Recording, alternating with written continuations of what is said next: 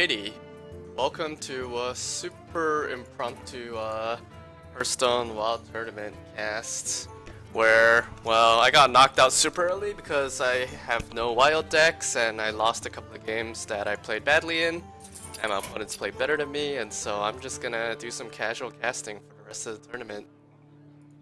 So let's see who's playing right now. We got Logan versus Julian onto, I don't know how to pronounce his last name, but let's hop right in. Games are already on.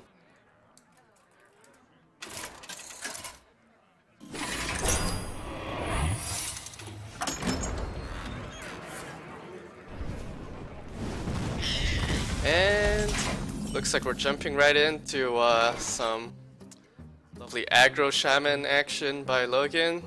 Tisk, as opposed to Quest Mage from his opponent Bubsy Gamer.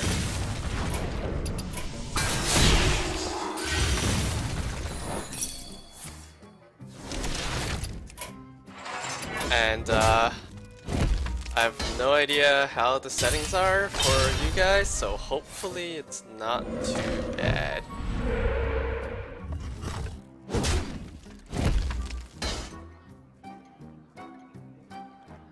But I guess I'll find out in 6 minutes when this goes live and people complain about how terrible this is. So it looks like our Shaman player is on the verge of lethaling his opponent, as aggro Shamans tend to be. But we do see that Fubsy over here has spare Ice Block. Still pretty far from quest completion. He doesn't have Antonitis, he doesn't have a lot of spells done, but you can always try to discover more Ice Blocks in these glyphs. Or this glyph, rather. And that's the block pop. I guess, I don't know why I don't see his Doomhammer. I love Hearthstone Spectator Client, but that's fine. I'm assuming his Doomhammer still has probably like two charges on it, something like that. Enough to whack face a little bit. So Pupsy over here has two chances, two glyphs to discover himself block. First one is not it. Second one is also not it, and that is probably game. Yeah, there's nothing you can use to freeze face. It's gonna be game. Just gonna message Logan real quick and check.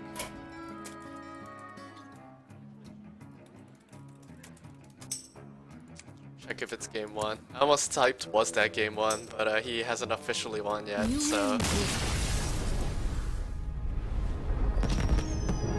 Alrighty, so Logan goes up 1-0 against Flubsy. Why I add text.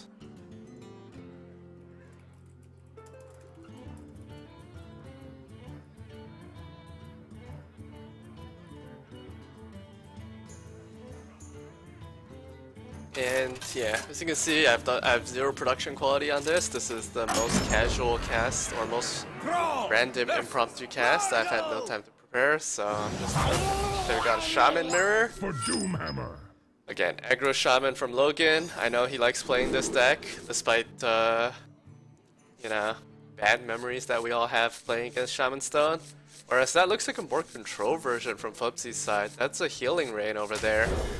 Oh, I wonder if, yeah, this looks like it's probably the new Elemental Jade Shaman that we've been seeing, using stuff like Murmuring Elemental, and also I don't remember what the new Shaman Legendary is called, but the guy who returns all your guys to your hand and costs one, and it's fun. Well, we got Finley to the only hero power that matters, hitting face. We got probably turn 2 Zap-O-Matic and more face, and this is not looking great for Fubsy. Although he does have the opportunity to point out a Tar Creeper and defend himself a little bit. Really hope this is gonna go live in 6 minutes like I think it is. Otherwise, I'm gonna feel real awkward. Wow, he didn't coin out the Tar Creeper. That's not good for him. We got Rock Biter, which represents 6 more damage here. The Tar Creeper's just gonna get bolted through. Or he doesn't even need bolt anymore. Flame Tongue, this is a ton of damage coming through the face. I'm not sure Fubsy can recover from this. Like he can Jade Lightning down. I guess a Zap-O-Matic represents the most damage, but he's still staring down 8 to face, plus 2 bolts and a Rock Biter. Yeah, he's dead. It's over. Oh, he was going for the big spell power Maelstrom portal. He doesn't get it. There's no taunt. This game is yep. And yeah, that's way overkill. A little bit PM by Logan. Bad example. Bad example. And that's a super quick 2-0. Brutal. And so Logan advances to the upper bracket semifinals where he'll be facing against Suri Balsasan, who beat my good friend Jatron Wang. I'm gonna quickly jump into spectating the lower bracket round 2, Ri Zheng Zheng versus Omri Yadan. Let's see how that's going.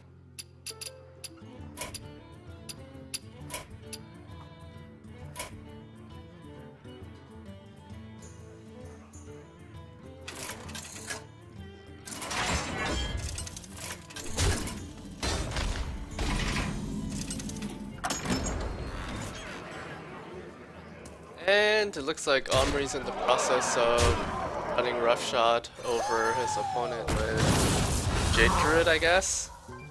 Oh, Jade Druid deck against. Oh, that's who Shadow Dragon is. Is that? Oh, that's Atiash. I thought that was Dragon Soul for a second. I got excited. And Spectator Client shows me that. Let's see, Shadow Word Death, Holy Nova, Trade. Nope. Ri Zheng is pretty much dead on the spot. I really hope that Priestess of Elune wasn't, you know, in his deck. That would be unfortunate. And it looks like my stream is in fact live.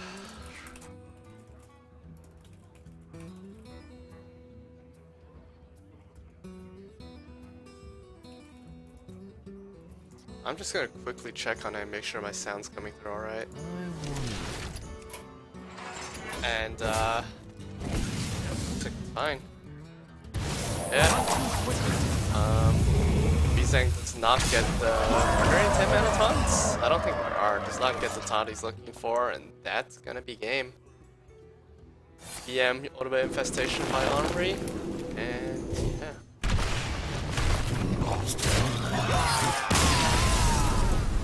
I'm just gonna go ahead and guess that that was 2-0. I have no clue if it really was.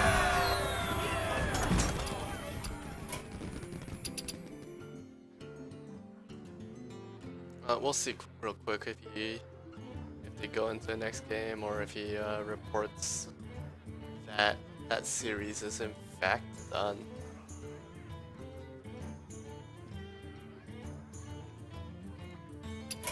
Actually, either way, I think I'm gonna hop into the upper bracket semifinals of Logan versus Suheeb, two veterans of the Facebook Hearthstone scene.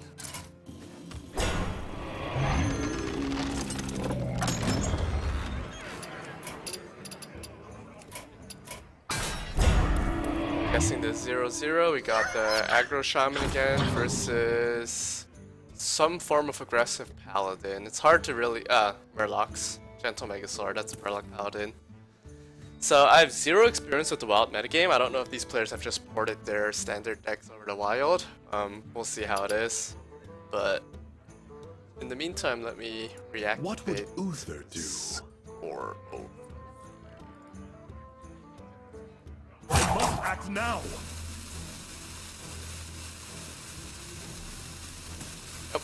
This is the zero production quality stream. I have no clue what classes these guys are playing. I have no clue what decks they are.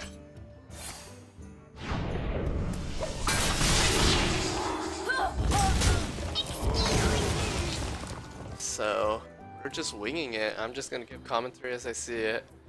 Looks like a bit of an awkward hand from Suheeb. He doesn't really want to play the Sacred Maw just as a 3-mana 2/2 weapon. That feels terrible. Chum doesn't buff anything. Like Redemption is not great. But is it better than a guy? I don't know. I think I might rather have a guy. Redemption does give him a target for Megasaur next turn, but like all of this just feels terrible. I guess on on Logan's side, oh god, he gets the spell power totem. He can shock the 2-1, trade into the 1-1, and have a healthy totem golem at the end of this. That's pretty sure that's the best totem roll he could have gotten. Oh, he chooses to go face. Interesting choice there. Not sure I agree with it. You never know if Murloc Paladins are running Blessing of Kings around. A decent chunk of them do. I run Blessing of Kings in my Murloc Paladin when I'm playing Standard. So, I don't know, I always feel a little wary leaving anything on board against the Paladin going into turn 4. But I mean, I guess on the other hand, I don't know, I got nothing. Logan does probably have a better idea of the wild landscape than I do because he's actually been playing wild recently, whereas I only play wild complete quests at rank 25 because I'm a terrible person. On Paladin's side again, this is just really awkward. He can't get big value from Divine Favor because, well, Shaman's dumping his hand. Like the Megasaur is just a 5-4 on curve, which doesn't feel great. Looks like he is gonna go for a Megasaur and use the weapon to kill off the 4-2, I'm guessing. No, he doesn't even kill off the 4-2. I don't know about that. Redemption's gonna probably get thwarted by Hero Power Crackle. I'm assuming we're gonna see. He trades off. I guess I'm fine with this. He does have a lot of burst damage in hand, and 4 mana 7/7, or I guess 9/7, is pretty hard to stop. But Sunkeeper Tyrant does in fact stop it right in his tracks. Ungoro belongs to the Titan. Goro in fact belongs to the Titans now, although this Flame Tongue Totem's pretty scary. I think he has committed a Rockbiter here, trade in Hero Power. It's pretty good play. You're probably gonna have to trade in your Flame Wreath Faceless either way. It's less valuable than Flame Tongue Totem is, obviously. And I guess he's probably considering Crackle Lava Burst, which I'm not super... Am I opposed to it? I guess I'm not too opposed to it. It does preserve the Flame Wreath, but also means that he's super overloaded next turn. He still can't play the Eye of Black Paw. I think I would have rather seen the Rockbiter, Oh, never mind. Crackle Rockbiter face, that's a good one, yeah. That lets him have Eye Mana next turn. I like that play. I don't know what I was thinking. Spellbreaker here from the Paladin's good. It neutralizes the Flame Tongue and pretty much turns it into nothing. But he's still left with a really awkward hand. I think he cycles Divine Favor for 1 draw. Like, that never feels good as a Paladin player. Yes, Sacred Maul still not doing all that much, and that is a lot of damage from hand. Pretty easy here. You drop the Aya, go face. Yep, Logan knows where to place this. And that's gonna be a wrap. I mean, Murloc Tidecaller, Adapt Taunt technically keeps him in this, but no, it actually doesn't. Yeah, no, totally dead. Sweep has no chance. Shame. What would Uther do? What would Uther do? I think Uther would concede around about now. Actually, no, Uther will pop Divine Shield and laugh at you while you can't damage him for 45 seconds. Well, I mean, Suyub doesn't know that there's 2 Lava Bursts in hand. But you cannot be believing how this game's playing out. Yep, there's the dad destroying out the inevitable. Not even a taunt to save him, and the bursts are gonna come.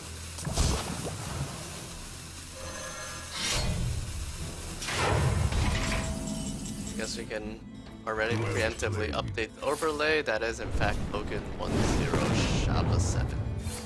Well played. And the BM double out first. At least he didn't lightning bolt first. That would have just been rude.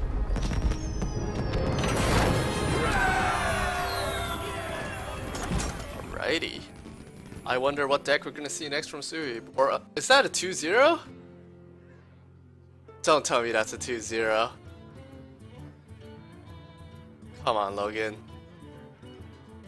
Have you no shame, Logan? Are you just slamming people out of the upper bracket with aggro shaman?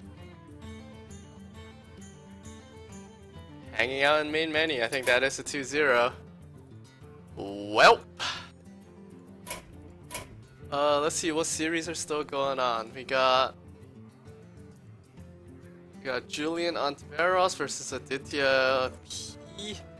This Fubsy Gamer versus XCF4, and then I do believe that is the only series going on right now. Oh, Logan hopped back into it, so I got baited.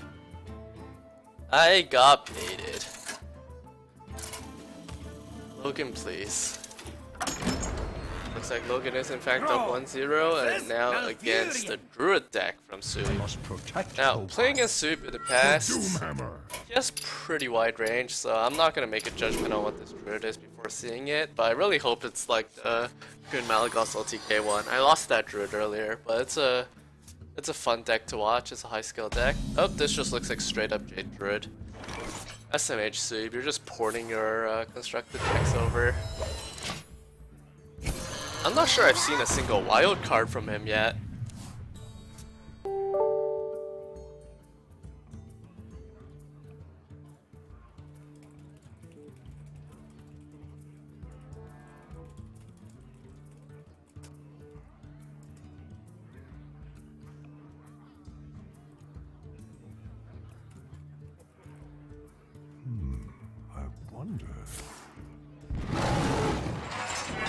And yeah, I mean, hero power hit. This Appomattox is gonna do 12 damage.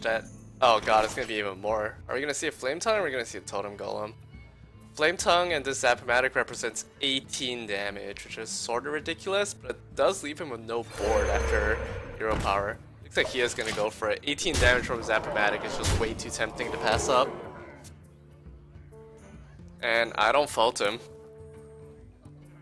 Next turn, he has Feral Spirits, which is pretty strong. I mean, I assume here you have to kill this Appomattox. That thing's way too scary. Sorry. Got a minor case of the hiccups here. That thing's way too scary. And, yep. Wow, that is the snap his Totem Golem play. I guess he really didn't want to commit those Feral Spirits. I don't know. Feral Spirits not bad. You Feral Spirits get 2/2/3s. Next turn overloaded for 2 on turn 4. You can still play the Totem Golem. I guess this way you can still play the Feral Spirits on turn 4 too, but I don't know. I sort of like having 2 additional bodies and something to buffer. But either way, we're gonna see a Spellbreaker and the Flame Tongue, it looks like, which is pretty much hard removal here until the next Flame Tongue gets drawn. Your magic shall not save you. And Suhib is rapidly approaching dead. At this point, Feral Spirit, yeah, could have also gone for a ton of Trog Jade Claws, but I do think Feral Spirit's a little strong here. It's pretty resistant to what Suhib has right now, and protects the Totem Golem. And if Suhib's not careful, he's just gonna get blown up by Lava Burst. Next turn, Logan can only play 1 Lava Burst. And there's a world in which Suhib stabilizes with turn 6 Spreading Plague, turn 7 Malfurion, but the margins are so tight. It's gonna be rough. It's gonna be real rough. If I were Logan, I would hold on to the Lava Bursts and use them both in 1 turn rather than show his hand, I guess. But we'll see how this goes. Ooh, Nourish into next turn Malfurion. That could actually, yeah, that could stabilize. I was wrong about the Spreading Plague Malfurion turn. That's 1 turn too slow. But Nourish could totally do it. Kill that hero power. You're still alive, Suhib. Barely. Oh, that Flame Tongue's rough. You definitely Flame Tongue here as Logan. Frogs rule! Frogs rule. You Flame Tongue, push was that 9 damage to face, and then next turn you have double Lava Burst, which pushes through even Malfurion. And I'm not sure how Druid can survive here. You need like branching past double armor, or like branching past drawn to branching past 3 armors or something. This Malfurion's not gonna cut it. Double Lava Burst wins, and that's gonna be a brutal 2-0 by Logan again. Aggro Shaman's just proving way too strong against, well, everything else. Shaman Stone lives The on. circle of life is over. That is a shame. Let me quickly check on how the other matches are going. Looks like we don't have any other decisive results yet. So after this I will jump into Julian and Aditya game if they're still playing. Logan has to off the map. Masterful indeed. Gotta feel bad. And got the series.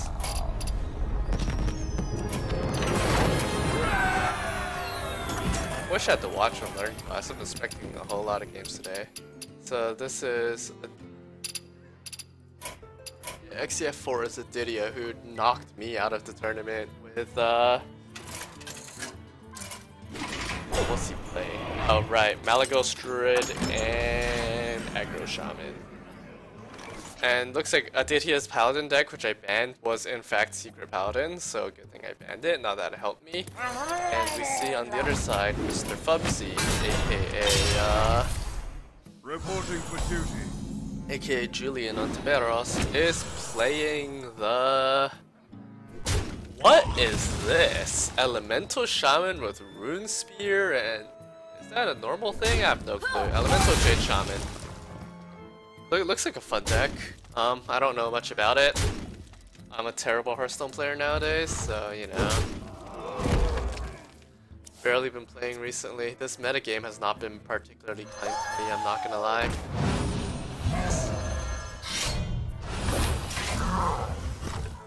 Yeah, no. I guess the Osric was probably discovered by that Servant of Kalamos, now that I think about it.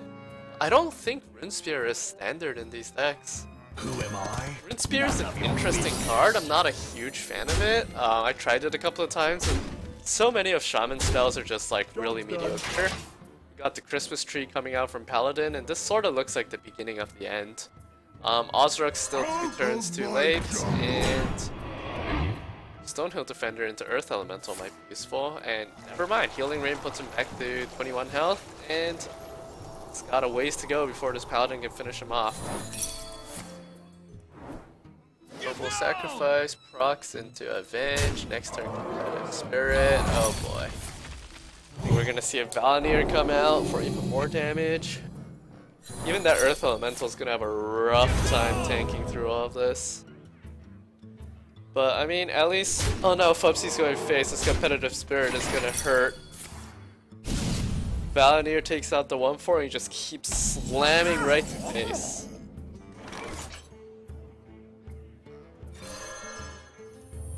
Let's put him on what is effectively 7 HP, or...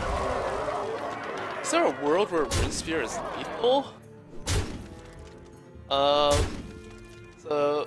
Never mind, he opts to trade off and here and play it safe. There's definitely not a world where Runespear is lethal. Volcano is one hell of a top deck. I guess Devolve works too. You gonna go for both? Nope, no need to. Pretty easy clear. These penguins are not a huge threat, and Earth Elemental is climbing down. Oh wait, no, it's still lethal. We're gonna see Tarim and it's over. That's a rip. Anything can happen? Is that a thing in Secret Paladin? Alright, I'm officially lost. Wild seems like a whole lot of fun. And I guess it makes sense, just bring back more leaders and Bluegills for some extra burst. Not something I'd considered in the past. Bluegills do have some pretty good synergy with Valnir too.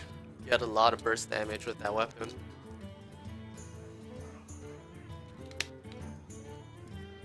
Meanwhile, on the Overwatch League stream, looks like Dallas Fuel defeated LA Gladiators, which makes me sort of sad.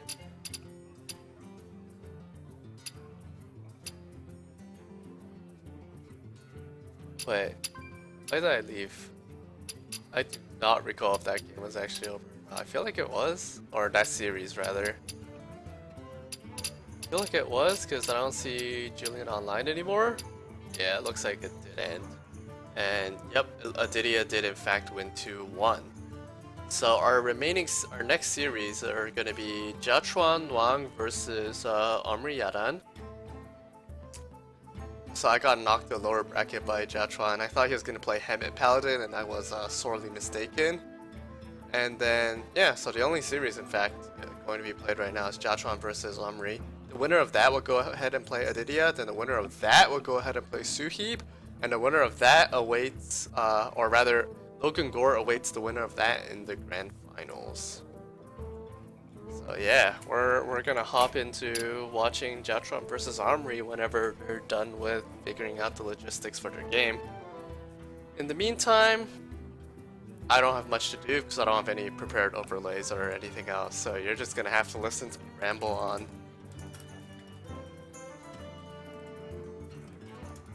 Yeah, Jatron Wang, also known as Andy Wang. Yeah, so it looks like we're gonna have one game at a time for the rest of this tournament, which is nice because it means I get to catch off the final rounds. And hopefully this doesn't stretch too late into the night.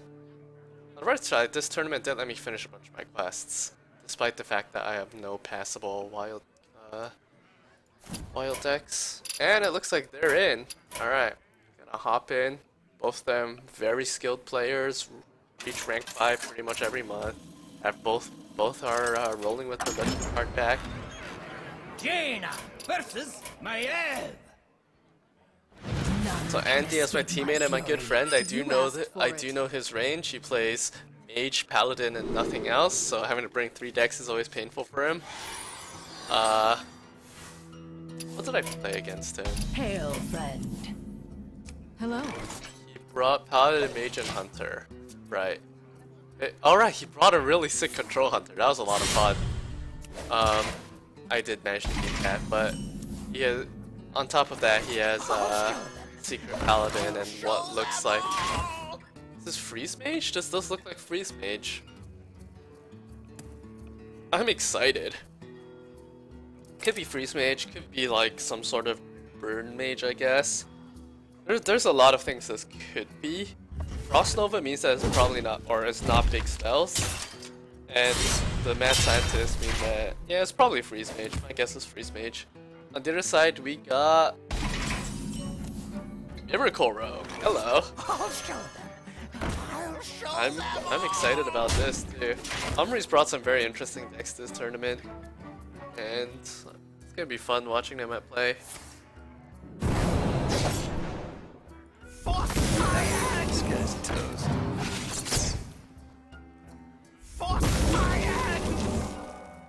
And looks like the only secret that Andy's or Jatron over here is running is Ice Block. The Mad Scientist is just giving a little more consistency. I feel like, I don't know, what are we gonna see here? Coin Answer Drake perhaps? Or no, he's just gonna ping down the South Sea and play a Doomsayer. I like this play. Doomsayer's... No, he's not gonna play the Doomsayer. I guess he's probably gonna save it for Frost Nova. I'm not against that either, but we can see here that it's going to get sapped whenever he plays that. It's probably gonna be this turn 5. It's not... I guess it's not the scariest board. We could just see an Azure Drake potentially, but he is gonna know the Doomsayer. My guess is Omri's almost definitely gonna sap this. If he gets an Auctioneer here, that could be brutal, but he does not. Auctioneer prep sap would have been crazy. But nonetheless, that is a sap, and we're probably gonna see a Pilot Shredder follow up. God, I do not miss that card. Now, if Andy here is lucky and wants to go for the swag plays, he can burn the Pilot Shredder, get a Doomsayer out of it, and sweep the board, but he is going to go for a safer Azure Drake. I'm sort of surprised in a way not to see Blizzard, but he's probably saving it for Blizzard coin there. And there's the missing Auctioneer. We're gonna see Prep, Fan of Knives. I don't think he's gonna have. I don't think he has counterfeit coins in his deck. That would have been brutal, but nope. Do you see a Tinker Sharp Sword? So that represents a good amount of damage, and Totem Golem is pretty much the best thing you can get out of Shredder. We're almost definitely gonna see Blizzard coin Doomsayer here, and just pray that there's no more saps and no way to remove this Doomsayer. Obviously, we see that there's gonna be SI Valspine, for example, to kill the Doomsayer, or I guess Van Cleef Valspine, but SI Valspine looks more likely. So prep Tinker Valspine, which looks just filthy. Hero Power prep Tinker Valspine is exactly 8 mana, and that's threatening a huge amount of damage. Does go for the prep. He has another sap too. But he's probably gonna go, yep, Tinker Valspine, or Valspine Tinker. Either way, it's not looking great for our friend Andy over here. Does have a couple of outs, but man, does it feel bad. He's pretty much looking for another free spell here, as Doomsayer is gonna get sapped again. He needs another free spell after that. Doomsayer can get Sharp Sword hit after that. Does top deck the Blizzard. That is a really good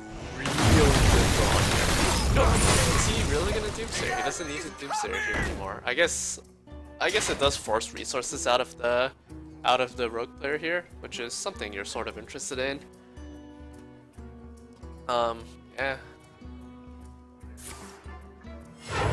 Is that gonna be SI Tinker and just put him to 1? Ha, this guy's toast. I think that is. SI Tinker sap him, put him on 1 health. Unless he wants to use the 7-1 weapon to clear the Doomsayer, but I wouldn't. Yeah, you definitely want to just pound in that face damage.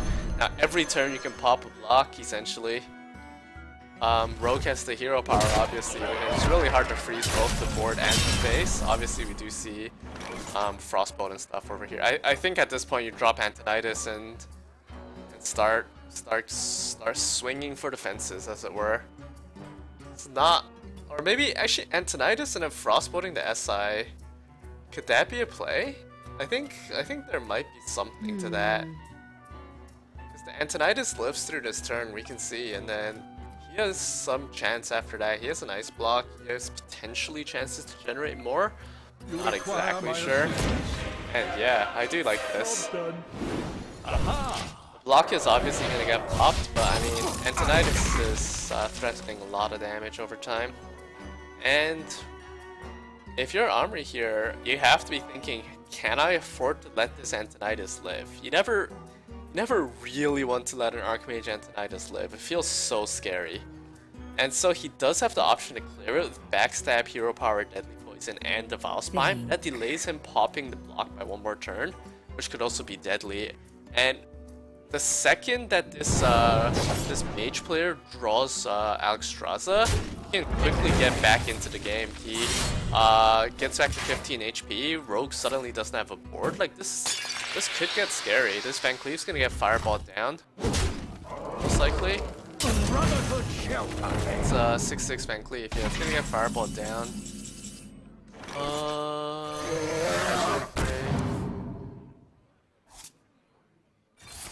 Wow, Arcane Intellect, interesting.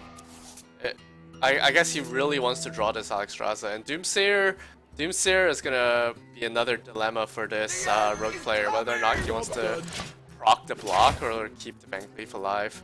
And Deadly Poison is just a really awkward, not particularly useful draw here for the rogue. There's really not all that much he can do. Like, do you pop the block? You pretty much have to pop the block, you know?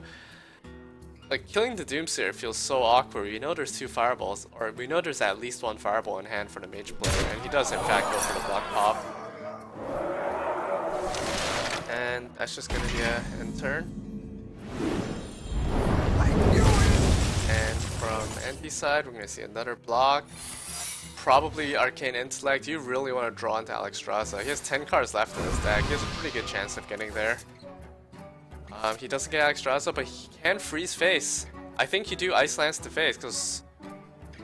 Or maybe he's saving that for next time his block gets popped. But Ice Lance face does in fact buy him an additional turn. It almost acts as a block unless the rogue player manages to draw Eviscerate. I think we've already seen both SI7s. I don't think we've seen either Eviscerate.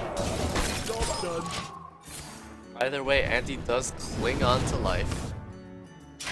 Amazing. And that is Eviscerate off the top. How unfortunate for him.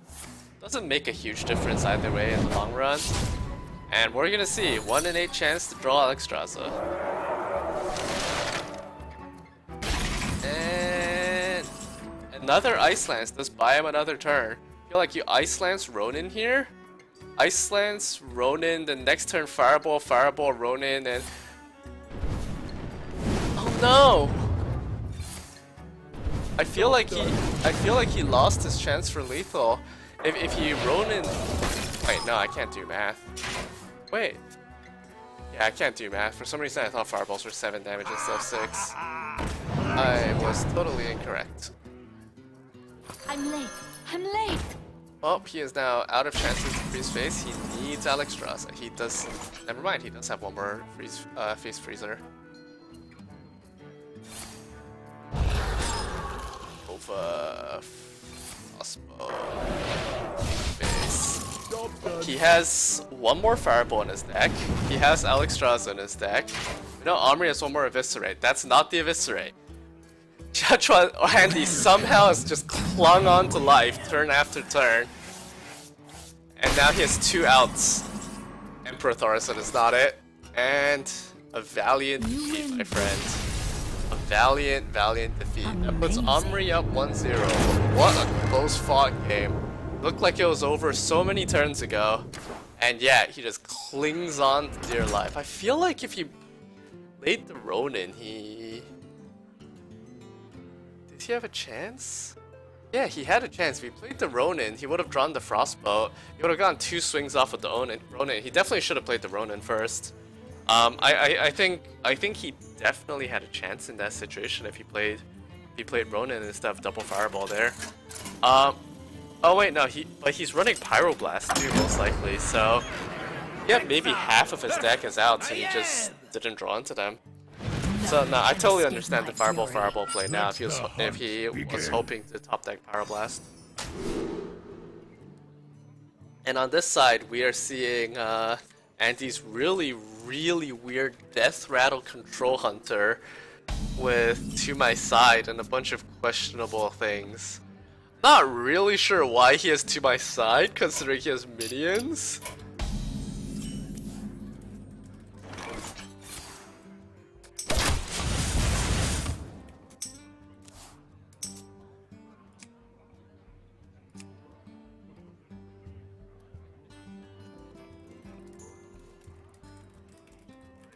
And I'm just gonna give him a little bit of shit about that.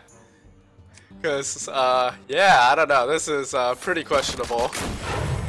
Meanwhile, on the Rogue side, we have a pretty brutal, just a 4/4 Van Cleef. It's a very strong tempo play. We see a very strong early game from the Rogue here, and not all that much to contest it, honestly, from this Control Hunter. This is gonna be pretty sketchy. He's doing some memes with Stalic Fugan, and, well, it just does make sense, as I happen to know. Andy here plays Paladin, he plays Mage, and he plays nothing else, so it's not entirely surprising that he's running what is entirely a meme deck on this Hunter. I did almost lose to not playing around Crushing Walls earlier, and I mean I did in fact lose to Andy, although that was both losses were to a secret Paladin, which just ran me right over. Hunter's marking that Van Cleef never feels good, but at least multi-shot lets him clear off this board for now. Instead, he opts to go for the Fugan. I'm fine with that. It's a 4/7. It's a cool card. But we are going to see something like Dagger Mastery, Prep, Tinker, Evis, and just a huge damage push. That represents plus 10 damage. It's going to put Andy on 4 HP and staring down a 4/1 weapon. That's pretty much the game right there. Let's see if Omri sees this line. I'm pretty sure he does. He knows that Hunter doesn't have healing, probably not that many taunts. This looks like it's lava over, and yep, Omri is in fact the better player than I am, and is right about to go for the throw.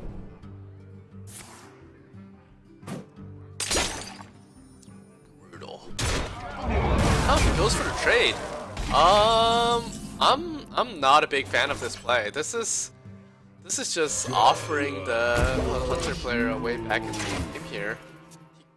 He had the opportunity to do, like, am I crazy? He had Eviscerate and this, it would have been, maybe I can't do math, but it would have been 4, 7, 15, yeah, it would have been a 3 HP Hunter player. I really don't know about this. There once was a man from Tourney. Yes. Well, at least now it looks like Omri is going face. He sees the Thaddeus coming. He does not want any part of that, but we see with Eviscerate and SI in hand, there's no way that that Andy here is going to tank through this. And this is going to be a very rapid 2-0. Next up, we're going to see Omri versus Aditya. And so, Omri versus XEF4, which I believe is his name. Yep. 0-0. Because there's just no way for Andy to survive this, I don't think. I might have written him off a little too early, but nope, not rolling Misha, and this is all over. Not rolling Misha, not getting Doomsayer, and yeah, that is gonna be game. So GG's. And I'm going to continue giving Andy shit about his horrible hunter deck.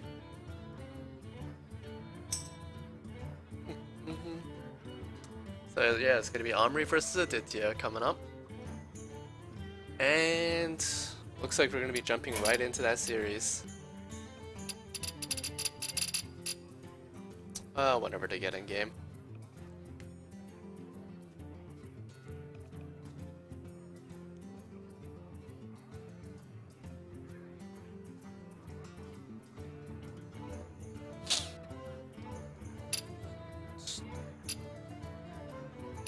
Like they're getting into the challenge screen now.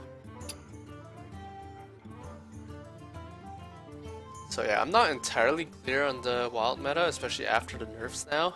I know that the Malygos Druid is strong.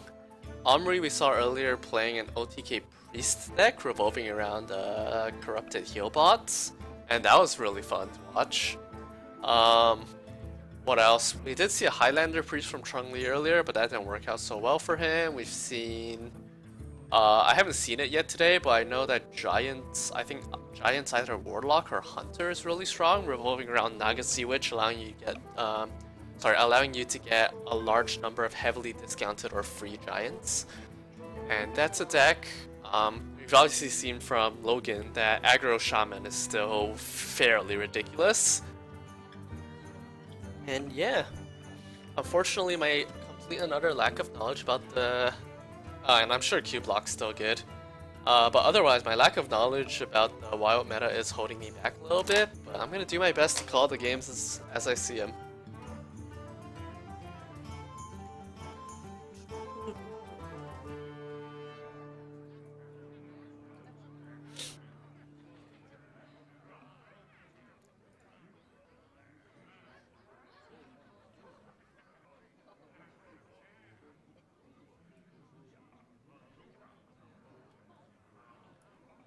And around 10 minutes late, or 12 minutes late, I'm reading Logan's comments in chat, which is that, in fact, yeah, it's half Secret Paladin, half Murloc, and so you have the secrets for tempo and anything finisher. Very cool concept. And as for going face, he says it's aggro Shaman, of course he's going face. And it looks like Omri is now in game with Lydia, so let's jump in and spectate this real quick.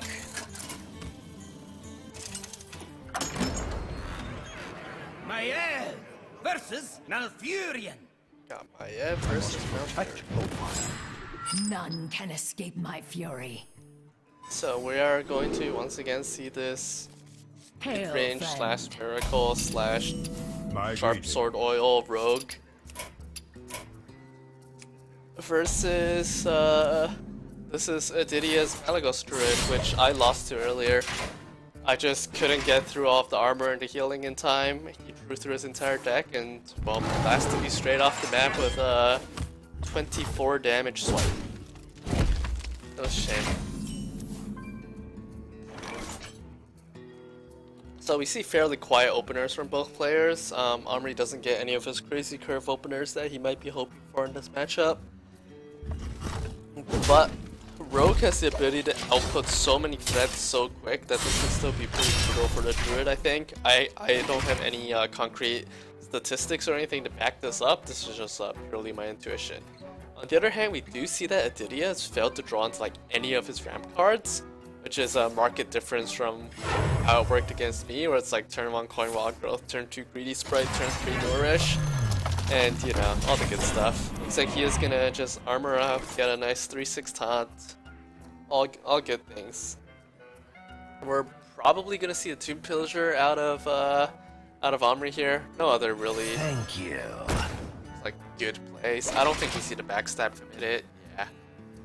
Might see Fan of Knives next turn to clear this off or something, but nothing particularly exciting going on.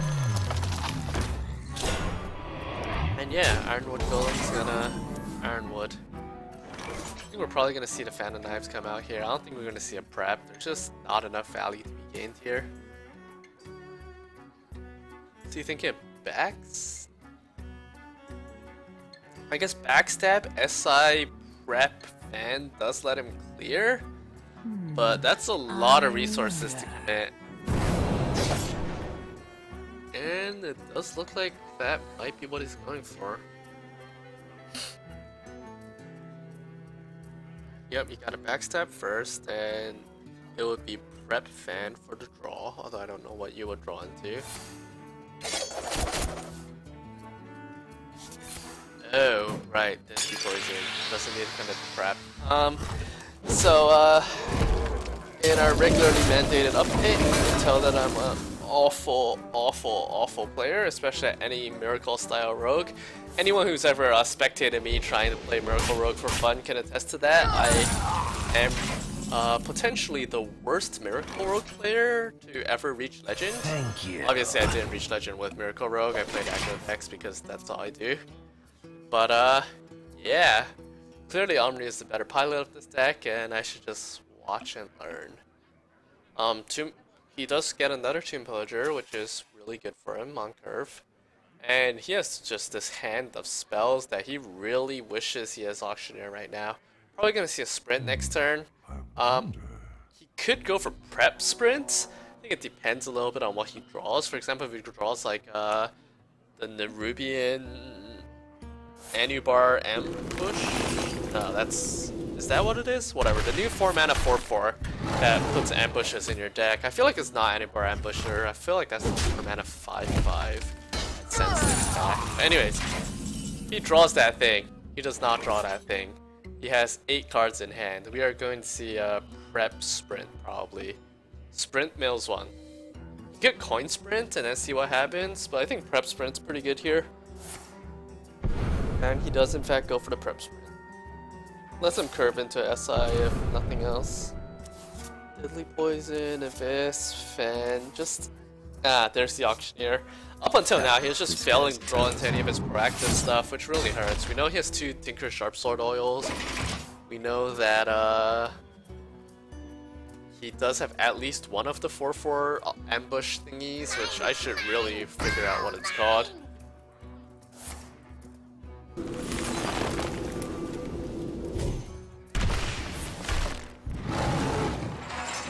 4-mana 4/4 rogue.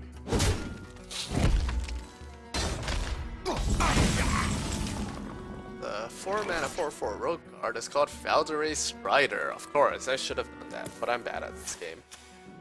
Omri here backstabs the Greedy Sprite and then Auctioneers. That puts him at... I don't know about that.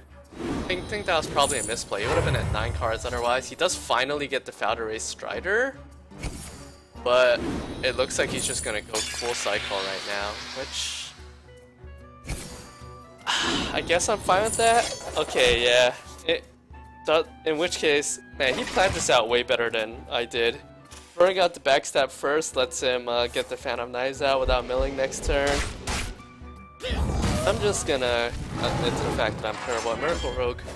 We see double Ultimate Infestation in Adidia's hand, which could be really strong given that our Rogue player is now at 17 life. And, I mean, it's a big refill. We are gonna see a Celsi deckhand into Instro. Drawing. I think Swashbuckler Van Cleef perhaps? Yeah, it's gonna be a Van Cleef. The Brotherhood And that allows him to exert a reasonable amount of pressure on the board. I'm thinking I could probably play this rogue deck. I have most of the cards. If only the player behind the wheel was anywhere near capable.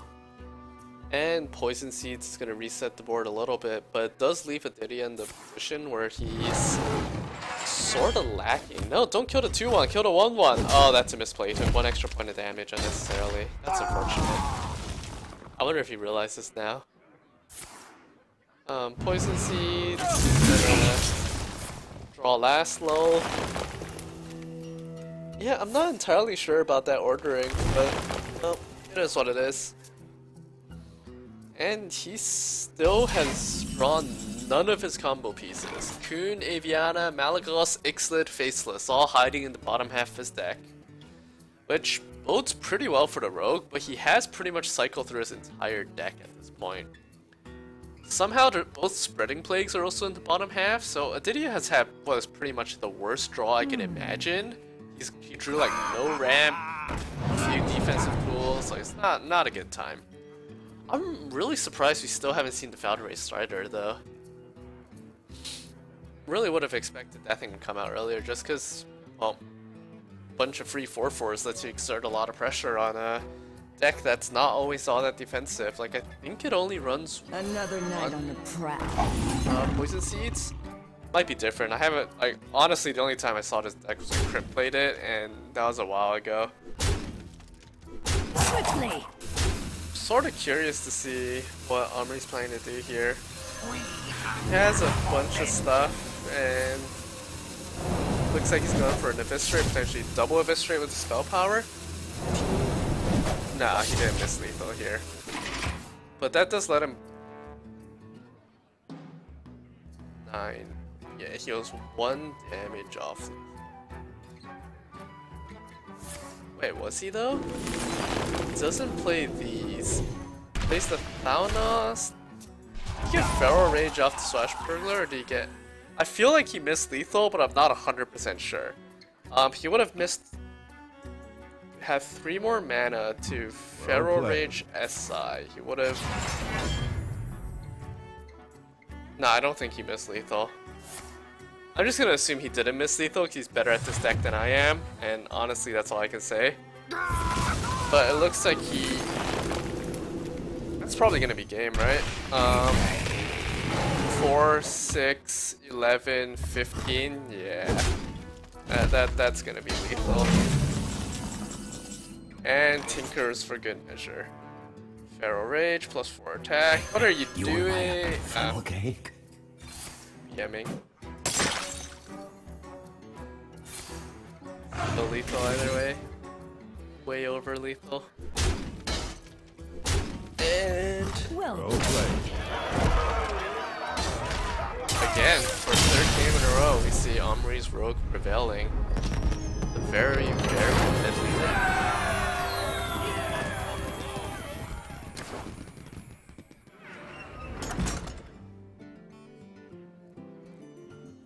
Alrighty, next up, I know Aditya was running, I hope I'm pronouncing that right, was running Paladin, Druid, and Shaman. It looks like versus that's not how Last Hero Standing works. Yeah. And we'll see whether Paladin or Shaman got banned. Both of them are very strong aggressive decks. And so I wouldn't be surprised to see either. I personally banned the Paladin against him. And the Shaman was indeed aggro Shaman. Which I almost won again. I threw what was a pretty insurmountable lead. I obviously thought it was a little more insurmountable than it actually was. And I made a couple of debatable plays and ended up losing. And so yeah, we are gonna see the aggro Shaman against the against this Tinker Miracle Rogue. And so I have no clue who's favored here. Normally in standard I would say anything aggressive is favored against Miracle. But we've seen this rogue be able to output a lot of damage real quick. And that is not at all an inspiring starting hand for Aditya here. Interesting, he's running Lightning Storm. I didn't expect that. That also would have taken me really off guard in my match against him. I think I was much less ahead than I thought I was in that case. I forgot just how much recovery mechanism the Shaman has. It's sorta crazy. And we see Coin Feral Spirit because, well, he doesn't have all that much. It's gonna be really awkward. He only has 1 mana next turn, and then yeah, so just a generally awkward curve for the Shaman player. But I guess it's not all that much better for the Rogue. You don't particularly want to eviscerate half of a Feral Spirit. You don't really want to sap it either because it's a 2/2/3 taunt. And so, like, do you just pass here and wait for next turn's Tomb Pillager? Do you trade, hit, and then take a bunch of damage but kill off a wolf? I think that might be the play. Oh, looks like we are gonna see an eviscerate. Oh, sure. I'm not opposed to it, but damn, is that a hard turn to play. And well, so I think there's a pretty easy Tomb Pillager here. Not much to say. Thank you. On the flip side, Aditya now is probably also pretty easy 4 mana 7/7 from the drop. Feral Spirit. He's gonna lightning bolt it.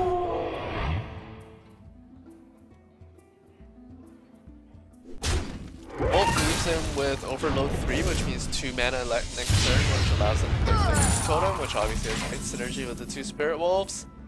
And I'm interested to see whether or not Omri just drops the Fat Earth Elemental here. Thank you. It's fairly strong. Either way, it's gonna die to the Flametongue Spirit Wolves, but in this case, we're gonna see Aditya trade off one Spirit Wolf for this Tomb Pillager. We'll see if he correctly trades the right one. He does. That's correct because all of the random like totems and stuff he spawn on the right. So yeah, obviously Aditya is not a bad player. He played very well against me, and we're seeing that here. Burlock. That's a new card, free Shaman in 2018 though. And we see there's always an interesting choice with the Valspine, whether or not he chooses the Flametongue Totem, which is obviously scary, or the Spirit Wolf, which is the only minion, which sort of negates the Flametongue in a way. I've never particularly liked either position here, because like obviously the Flametongue's suddenly active again, there's a Taunt Totem he can't get through easily. Like at this rate we might it's gonna be just weird for him to deal with the Flametongue. Well, of course, on the other hand, you leave a 2/3 alive. Like neither option feels good. Deadly Poison's a really good top deck to deal with this Flametongue. We're probably gonna see him re-weapon Deadly Poison Earth Elemental. No, he opts to sap the Stoneclaw Totem. I guess I'm fine with that too. He's playing his cheap spells for Auctioneer whenever Auctioneer rolls around. I don't recall if we saw 1 or 2 Auctioneers in this deck. I want to say 1. I think it's 1 Auctioneer, 1 Sprint is what we're seeing in this deck. But I can't be 100% sure here.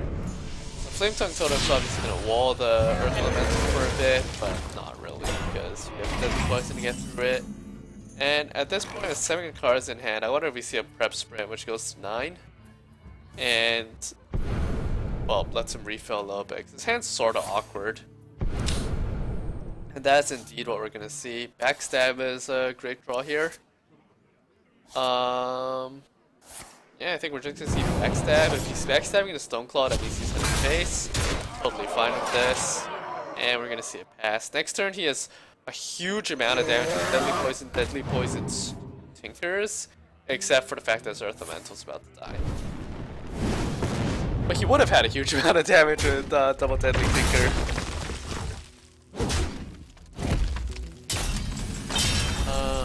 Pirate Shredder is always a solid draw. It's just a straight up good card. We're probably gonna see a Shredder Burlock here.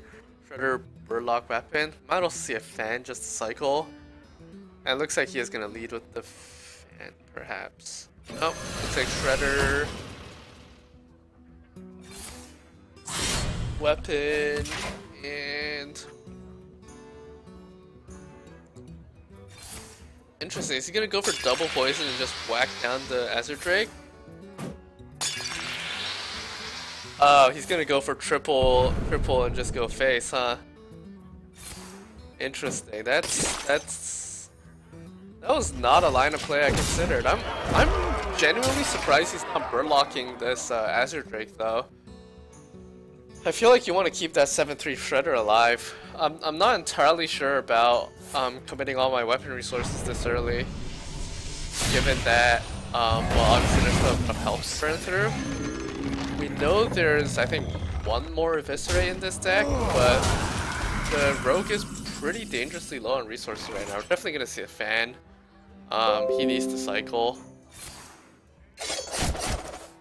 My computer apparently can't install updates. Auctioneer is probably the best draw you could have gone here. Coin, and fan. I mean, we could also see Van Cleef. That would be 10-10 Van Cleef, but he has to go for the fan.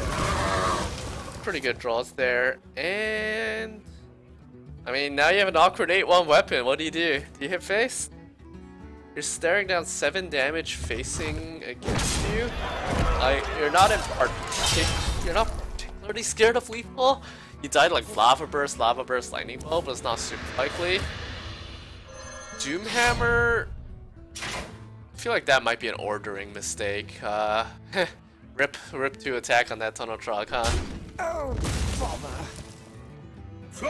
Okay, I'm glad to see he's not committing to his error. One of the worst things a player can do is make an error and then commit to an inferior play just to like mask the error. I'm glad to see he's just nodding and going, you know what? I made a mistake, but that's fine. I'm gonna make the correct play here. I like to see that. And that's a top deck Tinker. Well, that's game. That is game.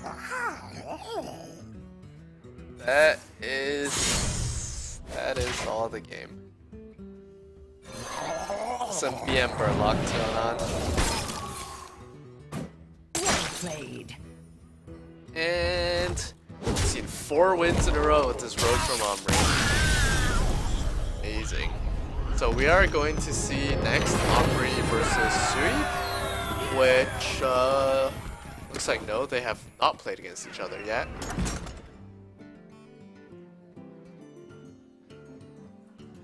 And let me just quickly change this overlay. So it'll be Omri versus Shaba 7.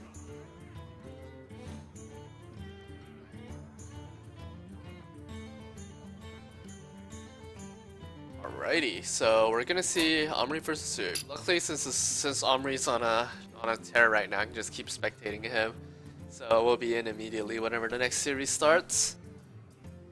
In other news, I've been completely ignoring what the hell's been happening with Overwatch League. Let me check how San Francisco versus Seoul's going.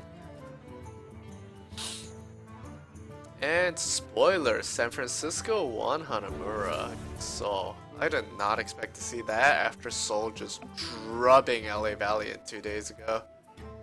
But, well, I don't know. How did SF win that? Like, this is the same SF Shock that got brutalized by LA Valiant. I mean, not LA Valiant, LA Gladiators 2 days ago, and somehow they're winning a map against Seoul Dynasty. It just goes to show in this league, anyone can beat anyone. And yes, I am straight up talking about Overwatch in between games because I have zero insight on Wild. I have no clue what any of the decks these guys are playing. I mean, I guess we've watched on both Omri and Sweep at points, but I'm tired. I don't remember what decks they're playing. There's some good aggro in there. Omri's been killing everyone on this Rogue. So, yeah. We're just gonna sit here and wait. I guess I should check to make sure that I'm spending all my FE heroes stamina and not letting it build up while watching these games. Maybe I should stream FE heroes, that'd be fun. Not sure anyone will watch, but it would be fun. For those who don't know, I refuse to spend any money on Hearthstone, yet I shamelessly spend ludicrous amounts of money on other games. Because I am, in fact, a hypocrite. And looks like Omri versus Sweep is about to begin. Looks like they're going through bans right now. So I'm just gonna, I don't know, I'll just keep watching. Keep observing until the games actually start.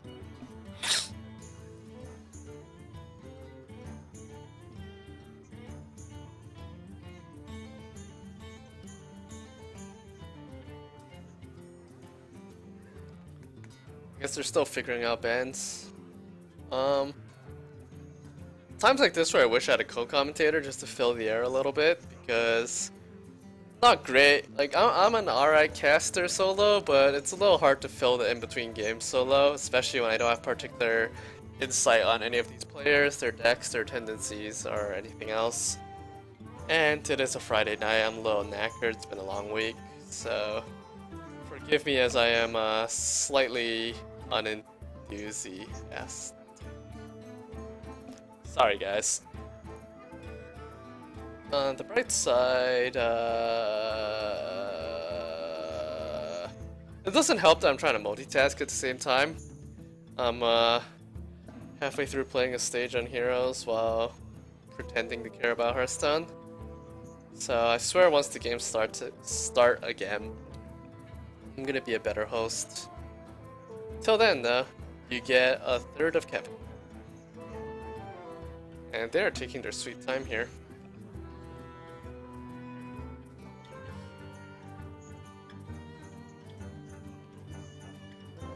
I wonder if anyone watching actually plays FE Heroes. Don't know that many people who do, but it's a great game. Or rather, I don't know that many people on Facebook who do. I know plenty of people outside.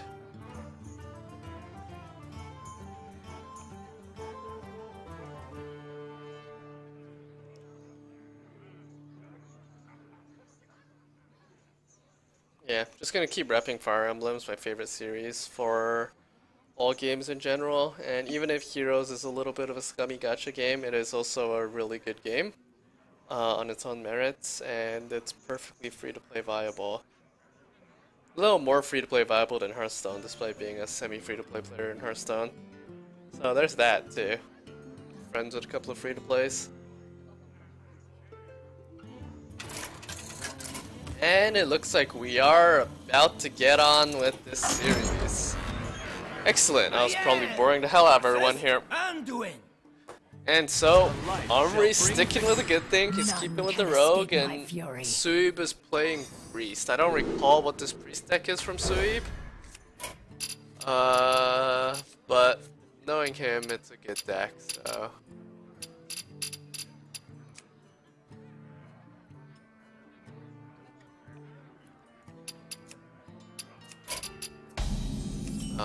low spectator mode? Why can't I spectate? Hail. I'm just... You gotta love Hearthstone spectator client. The game's pulling in hundreds of millions a year for them, and they still haven't made a reasonably decent spectator client after like 4 years. You still have the awful upside down card stuff, like, ugh. And this looks like Mind Control Freefrom. This looks like Dragon, Spiteful Priest part, right? I think there's Spiteful Priest. I see the Dragon synergy stuff. I see big spells. I'm guessing this is Spiteful Priest. We have seen Sweep play what looks like a bunch of standard decks so far, so he might have actually just poured his 3 favorite standard decks over without actually including any wild cards. We'll see if he's running any Entombs or Light Bombs, or I guess those don't go in. Well, maybe Entomb does, but no. What else does Priest have in the class? I mean, the wild set? I guess like Dark Cultist and stuff. But I have a feeling that Sweep might just be running 3 purely standard decks, and he's gotten this far. So, goes to show how strong standard is right now, really. Meanwhile, he's getting unplayable, and SI7. Gee, I wonder which one it could be. Even if it were one of the others, you still go for the SI. Also, SI is in every single rogue deck of all time, so there's that too. But Thank you. Tomb Pillager fights with the board well, gives a coin, lets you do some cool Auctioneer or Van Cleave shenanigans, or both. And I expect to see next turn probably like Swashbuckler, Shredder, or Swashbuckler Minstrel from Omri over here. From Shaba 7 on the top end, he has finally drawn Kobold Scalebane, and so lets him fight with board pretty well. We might see a coin hero power just to start cycling, try to get that Spiteful Summoner going into turn 6. after what is essentially neutering this Tomb Pillager with Twilight Acolyte. Twilight Acolyte is a crazy card. I somehow didn't manage to pull in an 180 Kobolds packs, which makes me sad, and I should really craft it at some point, but I've been really stingy with my crafts, waiting for the next standard rotation. So I'm sitting at 11k dust and like 3 standard Bible decks. Which, you know, none of you actually care about, but yeah. He does in fact go for the trade coin heal, and it's interesting to see that he chooses to heal the Acolyte over the Glimmer Root. Whichever one he doesn't heal is likely to die to hero power, and it shows that he values the draws from the Acolyte more than more than the statistics from the Glimmer Root, which I guess makes sense if the Spiteful Priest, because he's desperately trying to draw into more Dragon Synergy and draw into Spiteful Summoner to let him curve out and just overrun this Rogue deck. Because Rogue, we haven't seen Vanish in this deck, which means he doesn't have a good way to recover from, either he has one copy of Vanish and we've just been, you know, vanishingly unlucky to never see it, or he doesn't have a good way to recover from large boards. Which is what I guess the real answer probably is. Meanwhile, on the other screen, San Francisco is wrecking Soul. Holy crap. We did in fact see the Swashbuckler Elfin Minstrel, which I mentioned last turn. And this Northshire Cleric's continuing to get a lot of value for sweep here. Still haven't seen a single wild card in this deck, and yet he is putting in work. Now, full hand from Omri. We'll see if he chooses to go for Auctioneer anyways, or if we're going to see something a little different to try to contest the board a little more. There's really not a good series of plays I like here. I think he might be thinking about Pillager, Sap, Coin, South Sea Deckhand into the Twilight Acolyte with his face, and it... But like, none of this feels particularly good. The priest player, Shaba, has 8 cards in hand, so he's in no danger of being milled by the sap, so yeah. This would just be sap straight up to like clear minions. Feels bad. Instead he's gonna go for the Thalnos. Oh! Both Death Rattles means that he can get put to 10 cards, which does burn 1. There's no particular card in this rogue deck that's, I guess a super great burn target, so this could even be bait, but we'll see. Wonder if... Yep, another Twilight Acolyte is gonna render a second Tomb Pillager a little weaker than it should be, and we are in fact going to see a burned card. On the other side of things, we have still 8 cards in hand for our priest player, and he's probably... I guess he's debating whether he wants to curve out SI? But no, he does choose to draw. I like the play. I like the play. And that's a prep burn. That is one of the cards you don't really want to see burned, I think. Prep is just so powerful, so versatile in this rogue deck. It's pretty much a stronger innervate at a lot of times, and hate to see that. Omri again is staring down, well, what's a pretty scary board, honestly. And there's still not a great play in sight. He can go like Sap, Fan, South Sea and clear out everything but 1/5/4. Doesn't feel great.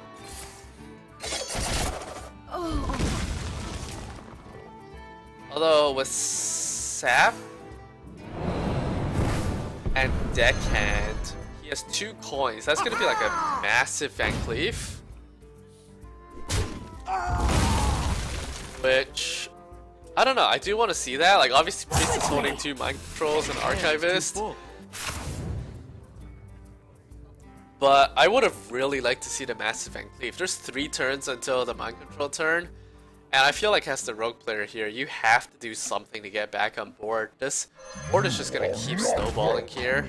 We see Shadow Ascendant, we see Kobold Scalebane. Like, Rogue has no way of reclaiming this board without going big.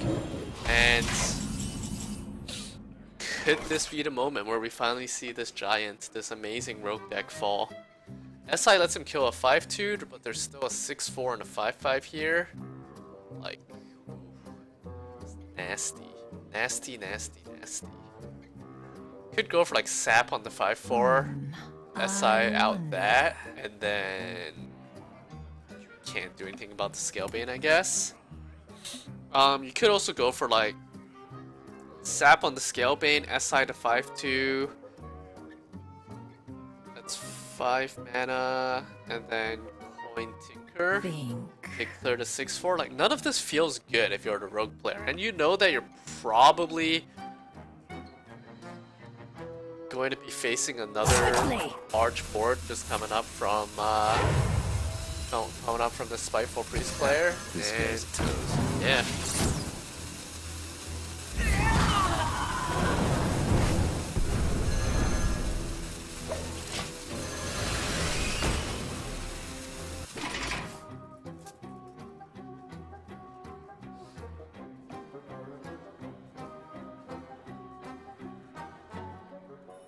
And looks like he went for Sap on the Acolyte and SI in the Shadow Ascendant, which I'm not particularly surprised by. He does develop another SI in a Shredder. On the other side of things, it's interesting. There's no particularly appealing play. Duskbreaker doesn't work. He has no dragon. He can discover one Nether Spite, but yeah. I think I might just want to see a free from Amber here. Honestly, it's a pretty strong play. He could actually no. He can Archivist, which pulls his other free from Amber. I like that. Looks like he is gonna go for discovering a dragon. Temporos is hilarious for the beam value, but probably not the best choice here. Twilight Drake with that big a hand is pretty amazing, and he is gonna go for a 4/10 Drake. Good boy. And this board remains incredibly daunting from our priest player. Yeah, I mean, Omri's continuing to not draw things that can get him back into the game. He's gonna go for the Auctioneer now, try to see what he can cycle into. I'm not sure there's all that much in his deck that works here. He's already used both saps. He can't get a Vilespine off this turn. There's not a real way for him to deal with this Twilight Drake. He's gonna be taking what's probably 8 more damage to face next turn. He does opt to go for Deadly Poison on a new weapon, which I'm fairly on board with. And kill off the 4/3. At least on the priest side, well, that's the Spiteful Summoner finally drawn, and with only one big spell left in the deck, free from Ember, he's probably gonna look to play it as quickly as possible. Wonder if he's thinking about other... Nope, he does in fact go for the Summoner. And what beautiful 8-drop are we gonna get today? We are gonna get... Lich King! That is one hell of an 8-drop. And SI to clear out Zavas, and This guy's toast. I think right now is about time to hit that QC button, Omri.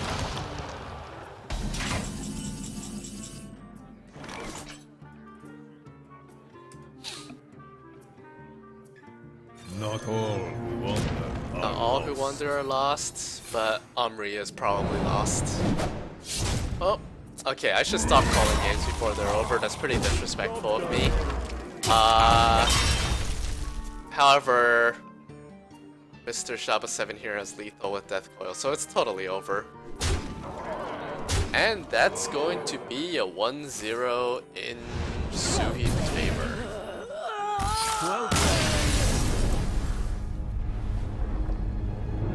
And finally, we see this Juggernaut Rogue deck get taken down after 4 wins in a row on stream.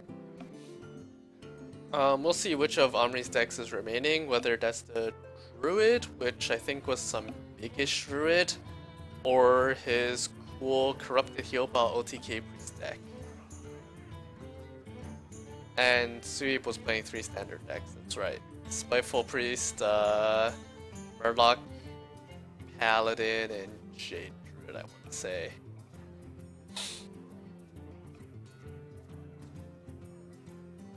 Oh my gosh, how is San Francisco beating Seoul? I don't understand. I don't understand anything.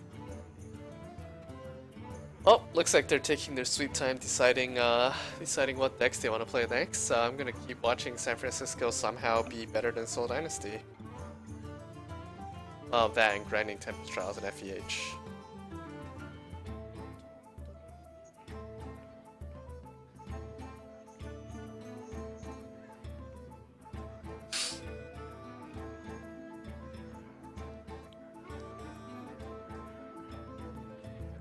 Could just be that the players opted to take a short break. It has been a pretty long night of Hearthstone, I wouldn't blame them. But as the spectator, it does feel sort of awkward to be sitting here waiting for them to, I guess, select the next deck.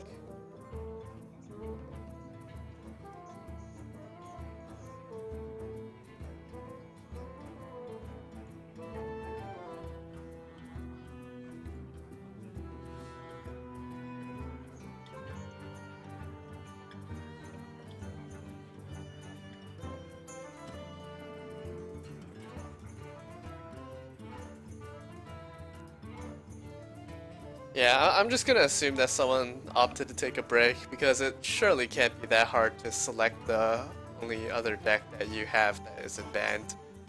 So yeah, that is what I'm expecting, which is totally fine. Our players are in fact human and allowed to have breaks.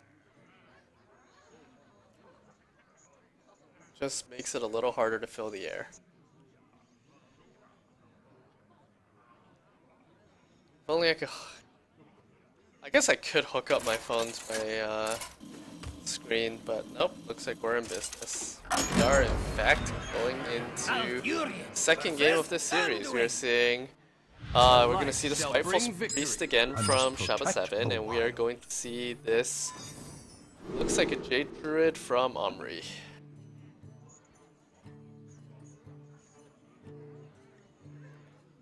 So this,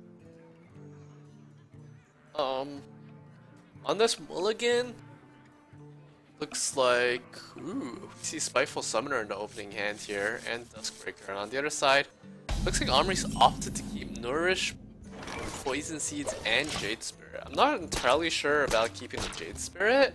I think I would sort of like to have some ramp as Spirit, but also not super familiar with this matchup. I haven't played Jade Druid in a while, and I have no clue how the wild version works. And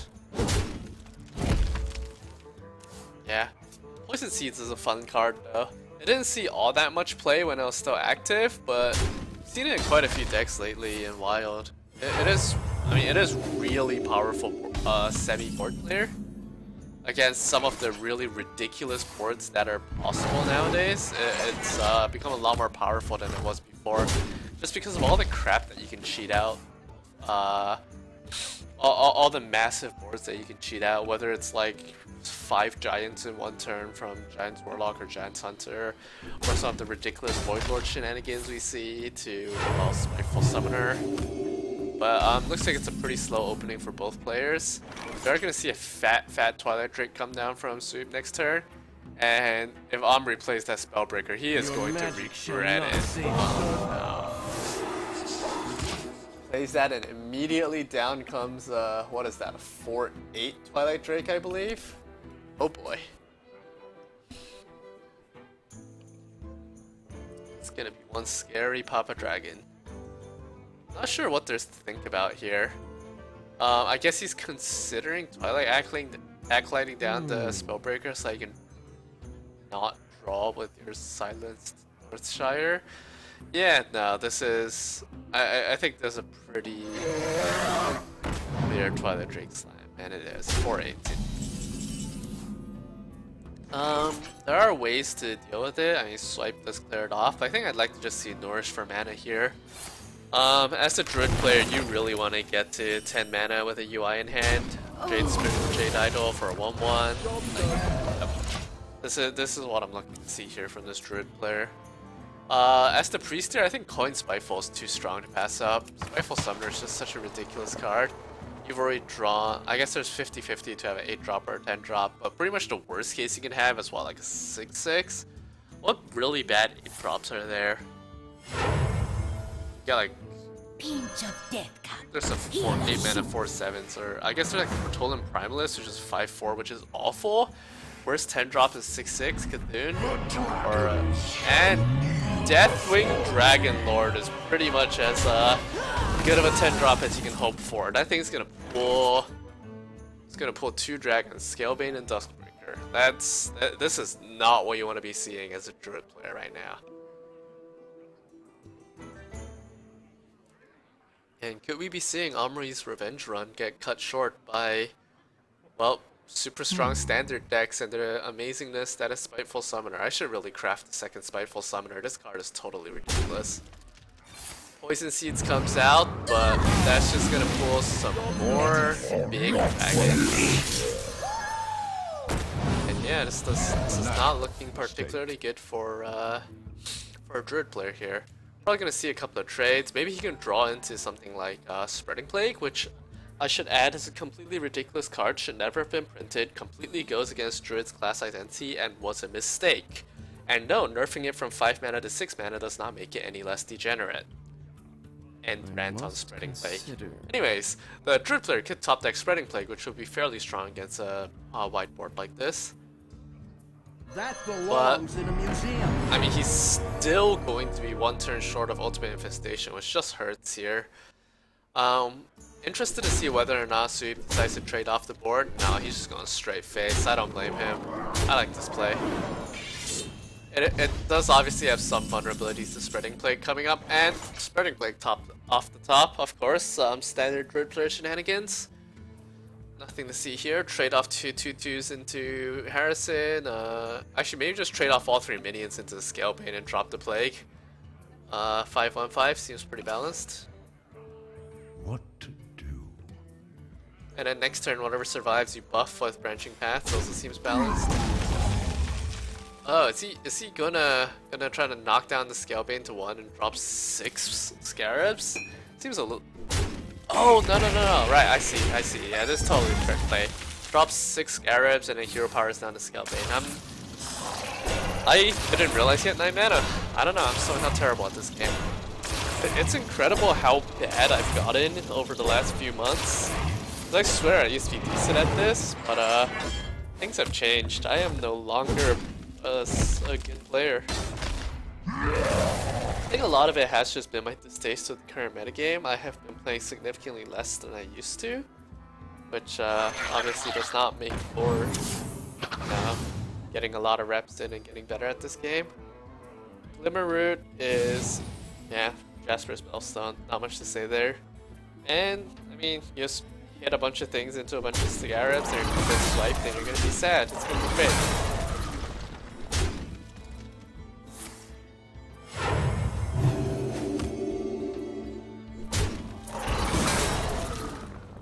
And it looks like Soul did take map too, so good on you, Soul. I think Branching Path swipe is totally crazy here. We'll see if he chooses to go for anything else. He wants to draw first with Bog Growth, don't particularly blame him. And he pulls Spellbreaker, not particularly relevant right now, will be in the future. Swipe does a huge number on this board.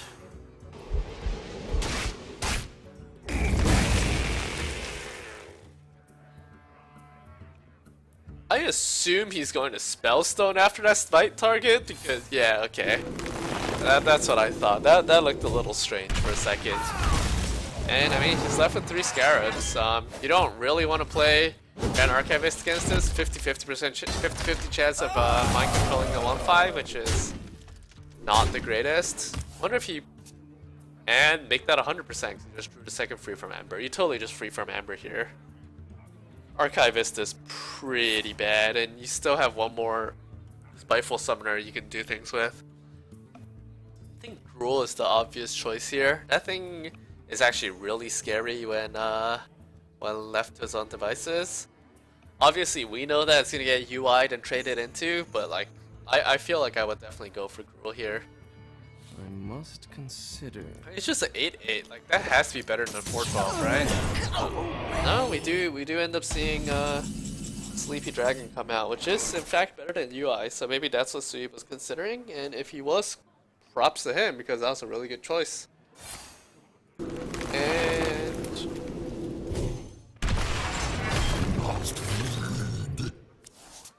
Ultimate Infestation comes out. It's a really balanced card. It does lets you draw 5 cards, plays a 5/5, gains 5 armor, and makes me lose 5 years from my life out of frustration.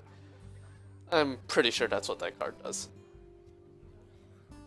So now Druid suddenly has a full hand because that is in fact balanced, and we're gonna see the second free from Ember. Obsidian Statue is a great card. And I'm pretty sure that's better than the raw stats that we see from Doomcaller. But Suib is being a responsible player and taking his time thinking, which I can totally appreciate. And yeah, I mean, the Druid has stabilized a little bit because Spiteful Priest does have finite resources. And there's still a reasonable amount of armor gain in this Druid's hand. He has 12 from branching paths, he has a good amount of cycle. He has another spreading plague to help him tank through a bunch. I'm assuming he has Porphyrion the Pestilent, which is a totally crazy card.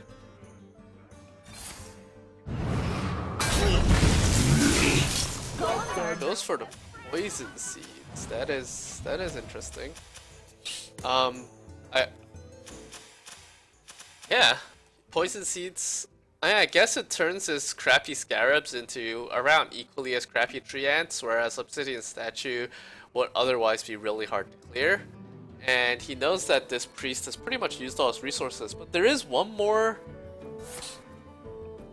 Spiteful Summoner, which should still be strong. Mind Control on the Aya is pretty devastating, but he is going to be able to trade this board fairly easily. He can even silence the Aya if he wants to. Otherwise, Jade Spirit is awesome. I think he might just Nourish to draw to start with. Yeah, so it looks like he's gonna opt for Nourish to draw. Some good cards. Just gonna Spellbreak the Aya, shuffle some Jade Golems into Jade Idols into his deck rather, and overall be pretty happy about the state of the world. You definitely shuffle these idols. Wait, did he already play a Jade Idol? I feel like he did. That might have been last. No, this is first game as Druid. Wait, is it? He's played a Jade Spirit and Aya, and I guess he didn't. I don't know. I don't have my deck tracker open. I guess it also makes sense that you don't need to go infinite. Actually, no, I really like this. Even if this is his second Jade Idol, you do not need to go infinite against a deck like Spiteful Priest, which has very finite resources and you're very outlasting some of the big beats. So I'm actually totally fine with this. Glimmer Root for Jade Blossom because yeah, Aviana and Jade Druid low. I don't know, this is a really awkward board for the Priest to deal with. 4 attack is a meme, but I mean, it's just generally just nothing big enough that you want to do anything against, and he has no dragons to prop Draconid, and it's just so awkward. Like,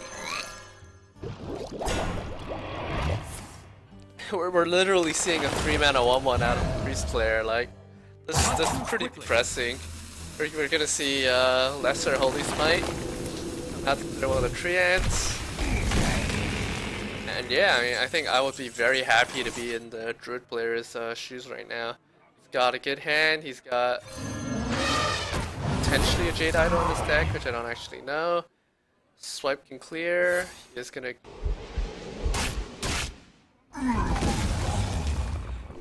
That is a misplay.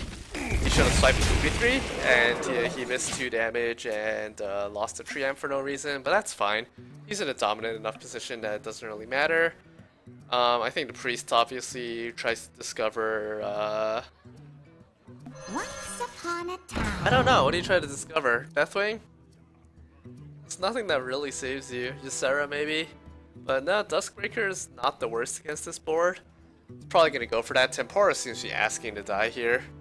I don't think you can justify Tempora. Oh, maybe though. Is Tempora's the only way he can win? Can he win Tempora's? I mean, this Spiteful Priest doesn't have combo, doesn't have a huge amount of burst damage, so I don't think he can win Tempora's. I think Duskbreaker is... it just feels so bad. There's... do you Draconid Operative here? Do you play the Archivist and try to mind control thing? Even though that means your last Spiteful Summoner is gonna pretty much be useless. Just not a great play for the Priest player over here. And he is gonna break some Dusks, which means that his Draconid Operative is gonna continue to not have a target, which are not not gonna have the dragon in hand to be able to activate. Rather, sorry, not have an activator. I mean, as the druid player here, you don't really care that the priests wasted that much or yeah, that many resources to deal with what wasn't even that scary a board, because you're just gonna make some bigger men and that is a much scarier board than the last one. What's the priest gonna do? I think the priest. Here's what you do. Ask the priest. Go to the bottom right. This button. Click it. Then you click concede. Because you're staring down lethal with no way to mitigate it, and yeah. I guess he can archive it, which pulls mind control, which technically does stop lethal. I was in fact incorrect. However, he's still all but dead. And of course he gets the 2-2 because, you know, karma. And I mean, we can see the druid player's hand here. He had loads of stuff that could have pretty much gotten through anything and still lethal. And so we are gonna see the series equalize at 1 apiece with some solid BM from Omri going on. So this is pretty rude. I'm not gonna lie, it's pretty rude.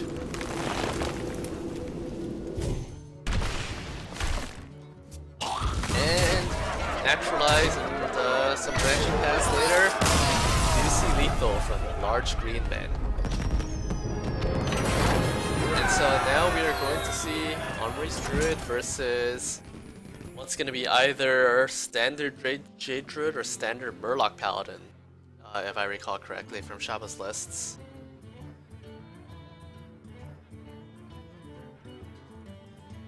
Meanwhile, at elevator music.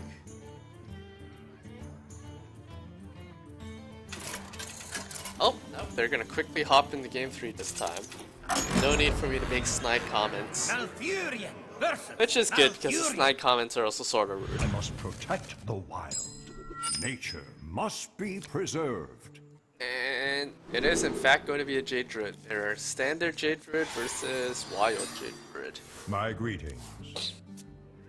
Of course, wild Jade Druid just means like regular Jade Druid with poison seeds and maybe a moach. But you know, it's wild. Turn 1 Jade Idol, getting ahead on the Jade Clock from Shaba.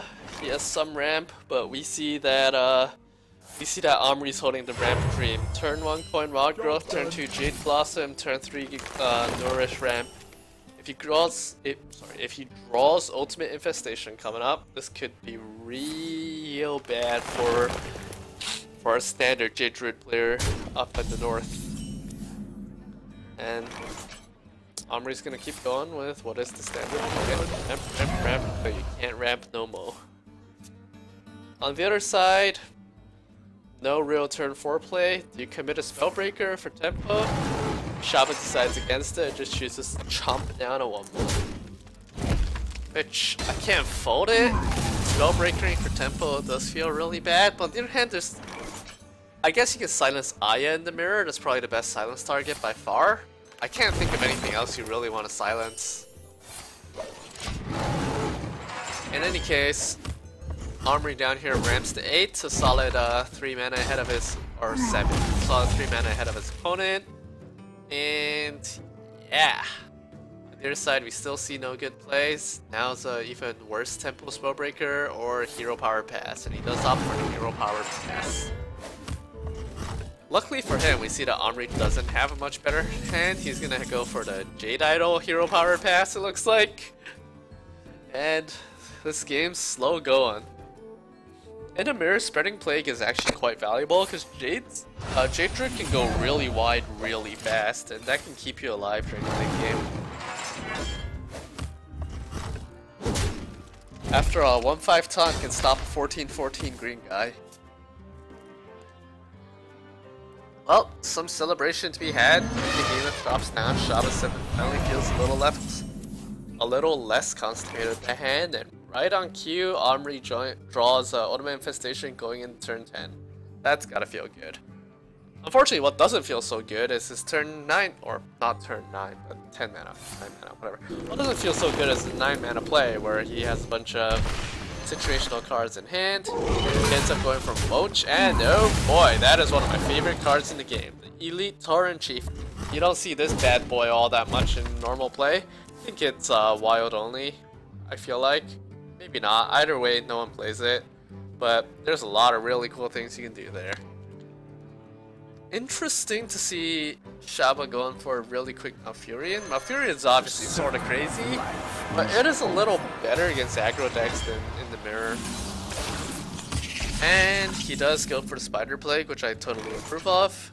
One of them is going to get UI down right about now, though. Spellbreaker, that's not what you're trying to click. What are you? Whoa, whoa, whoa, whoa, whoa, whoa. That's not Ultimate Infestation. I guess Omri decides he can wait a turn to UI. Maybe he wants a slightly better target to hit, like the opponent's 5/5 duel from their version of deal 5 damage, draw 5 cards, gain 5 armor, and make your opponent lose 5 years off. Nah, I said that already. Give your opponent 5 gray hairs. There we go. I'm totally a witty caster, guys. Trust me.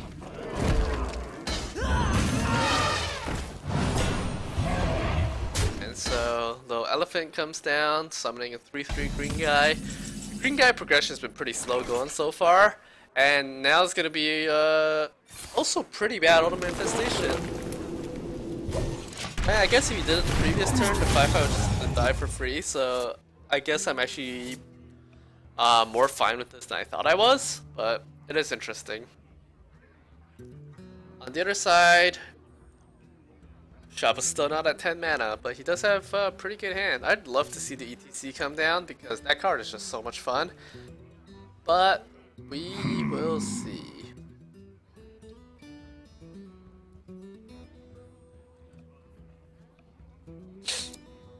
Sorry for the short break, I am solo casting and my throat's getting a little dry at this point.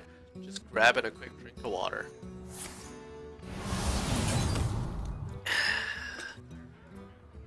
Looks like he's going for hero power, gain 3 armor, so that he can get a 6 damage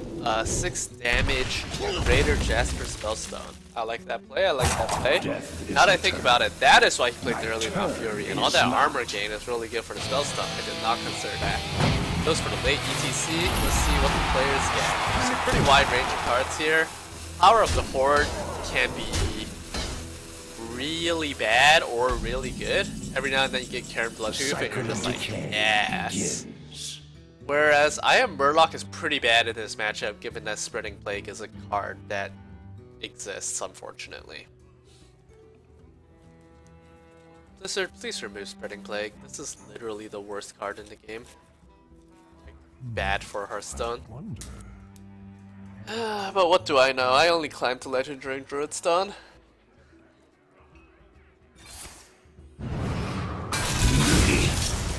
Goes for Poison Seeds on what is honestly not a particularly scary board. I do not like this. Like, there are gonna be really big green men coming up that you sort of want to Poison Seeds against, but very well. Poison Seeds Spreading Plague is the play that he opts to go for here. Suddenly I Am Murloc doesn't feel all that bad anymore, but we're probably gonna see, yeah, I Am Murloc branching paths can be pretty scary. Oh god, I'm getting a little congested. Something to do with the weather, or my cat, not sure which, but it is what it is.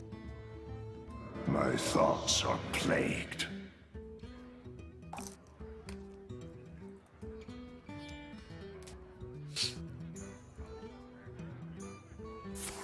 Meanwhile, my brother's messaging me some random stuff, whatever, I can deal with that later. He does in fact go for the I Am Murloc, does not get 3 because he's a luckier man than I. And Wrenching Paths.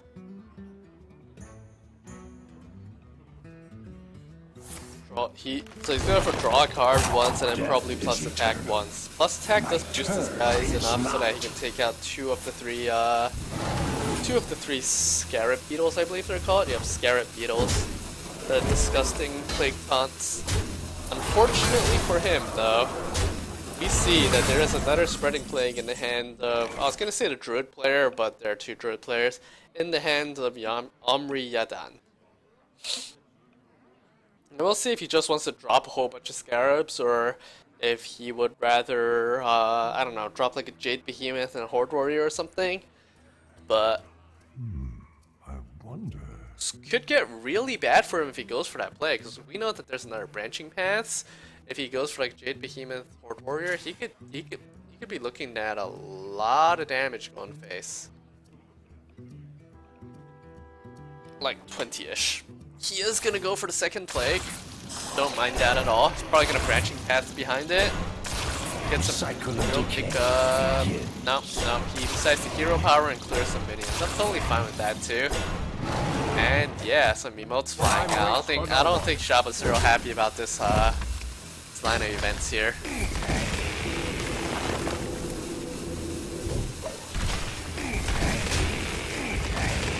Now we have a bunch of useless Murlocs clogging his board. Not much you can do to get through.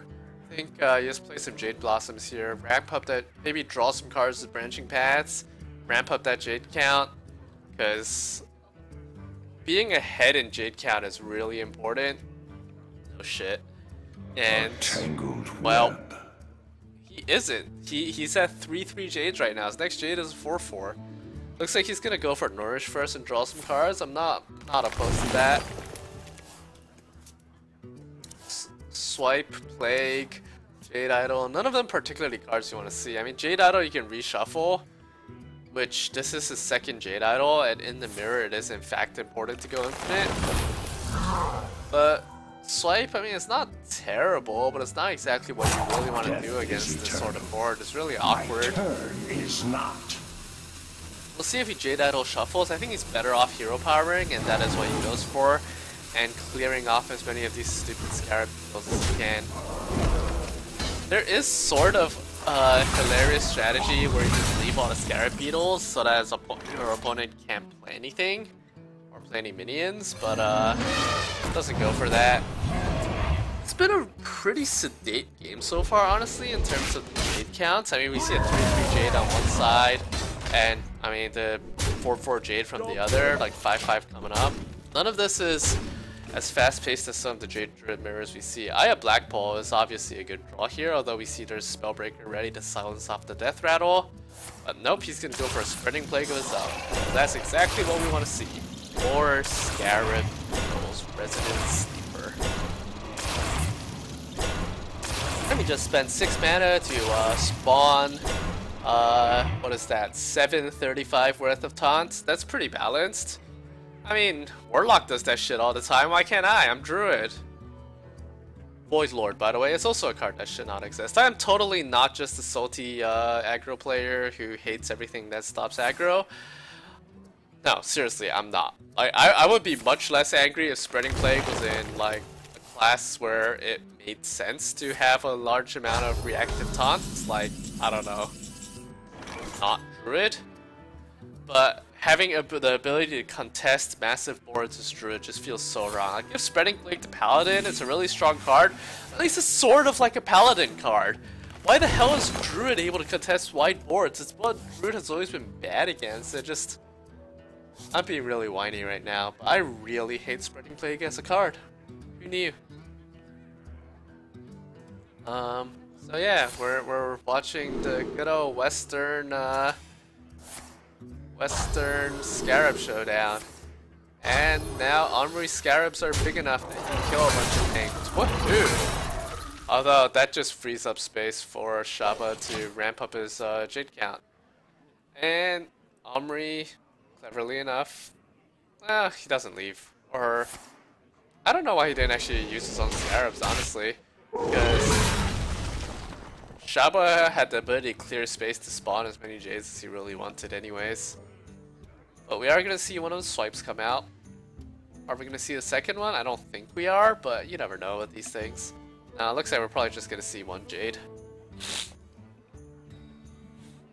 And he's going to be able to clear off 3 of these Scarab Beetles, finally.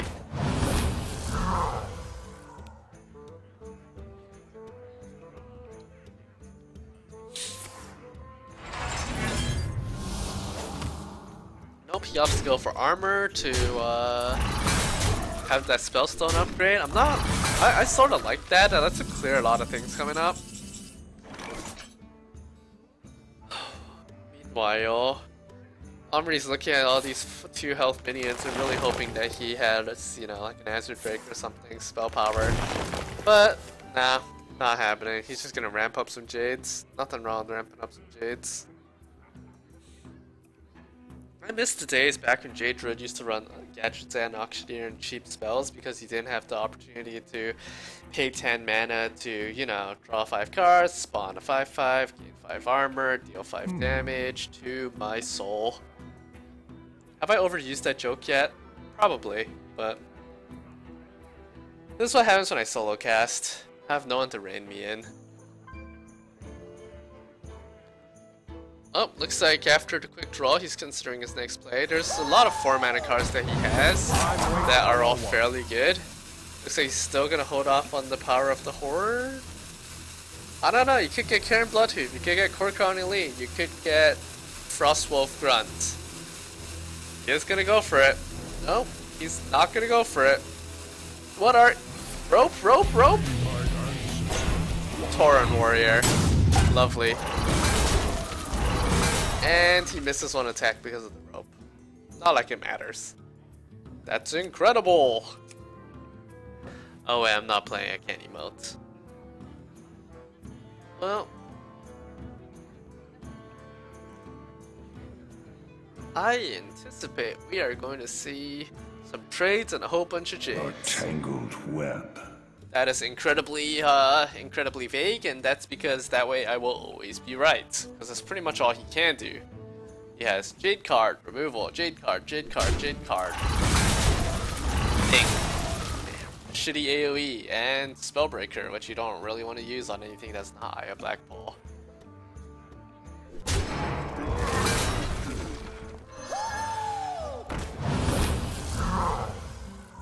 This Jade Druid Mirror rather has been going on for so long that, My turn is not. well, Resident Sleeper. Our girl's best friend. And the Eye of Black Ball does in fact finally come out for Mr. Shaba 7 in North here. That means we're almost definitely going to see a Spellbreaker come out to counter that, but Omri's looking fairly grimly behind in the Jade count now. He's 3 behind. He's already played 1 Jade Idol, so he's probably pretty leery of playing the second one, but if he doesn't, he's staring down a whole lot of damage coming at him. Got 12, 18, 20, 25, 27 plus hero power, that's 30 plus swipe, 34, 35 damage on the way to face. -2, that's 33. He's dead, isn't it? -5, that's 27. Spellbreaker, swipe, hero power is lethal. Let's see if Shaba 7 sees it. Let me just double check my math. 13, 18, 20, 23, 27. Yep, that is in fact lethal. One of the things with playing Jade Druid that I know, because I used to play a lot of Jade Druid, is that it's really... You actually get so involved in sort of playing the board game that you don't realize how close you are to lethal. Those larger and larger green men represent a whole lot of damage. And he's going for the Spellbreaker. I think he sees it. I think Shaba sees this. That's a face. That's a face. SM Orc. SM Orc. Hero power. Swipe. Is there going to be an emote? A thank you? A well played? Nothing. Just cold, merciless, brutal. We are going to see Shaba versus Logan Gore in the finals. Which is a rematch of the winner bracket finals, where Logan won 2-0 off the back of dominant aggro shaman wins. We'll see if Sweep opts to ban the shaman this time after watching it tear him right apart last time. Let me change the overlay real quick, the simplest overlay ever. Logan 0-0.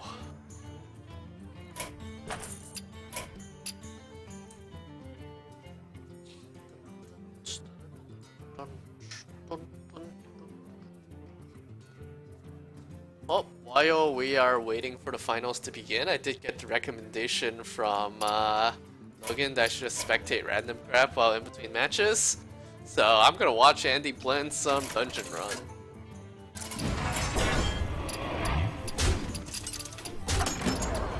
Wait,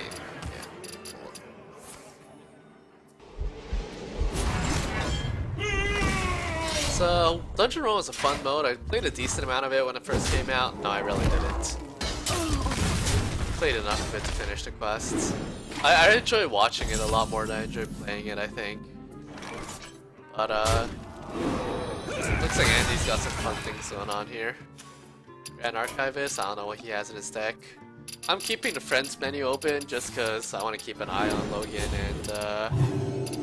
and Shaman over here to make sure that I don't miss any of their series.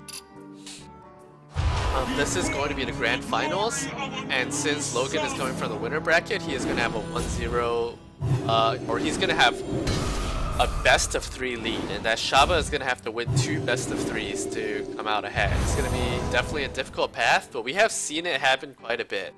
I think the last 3 Hearthstone on Facebook events, whoever came out of the lower bracket has managed to win it all, which has always been a little interesting.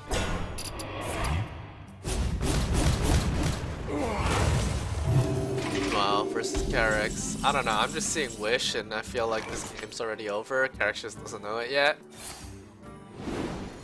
And especially with Lyra getting big and Radiant Elemental on the Lyra. And Velen's Chosen is a really balanced card, and oh yeah. This is gonna get good.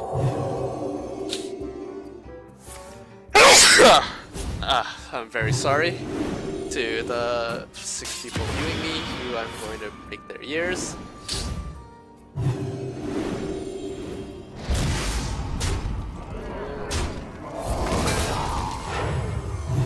Meanwhile, we are seeing that Andy almost has lethal because he has confused to make this a 24 attack Lyra the Sunshine next turn. I feel like there's probably a lethal this turn somehow that I didn't spot, but whatever.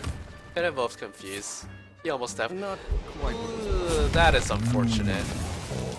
That is rather unfortunate. Well, nonetheless, he has Wish. He can get some legendary minions. Everything is gonna be just fine. Rip patches, you no longer have charge. I really hope he gets Brawl. I don't know if Krax. I don't remember if Krax even runs Brawl, but that'd be hilarious. But yeah.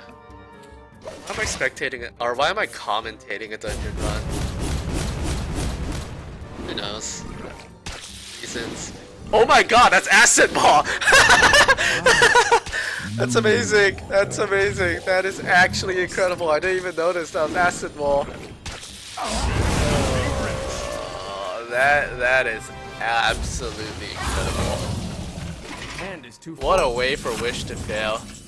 Logan says he bans Soup's Priests, Soup bans Logan's Shaman, Druid and Paladin versus Druid and Paladin.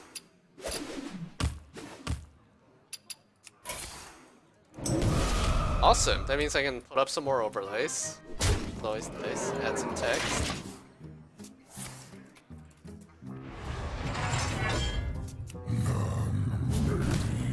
And so Soup does indeed opt to ban the Shaman, which is not entirely surprising after what happened the last time.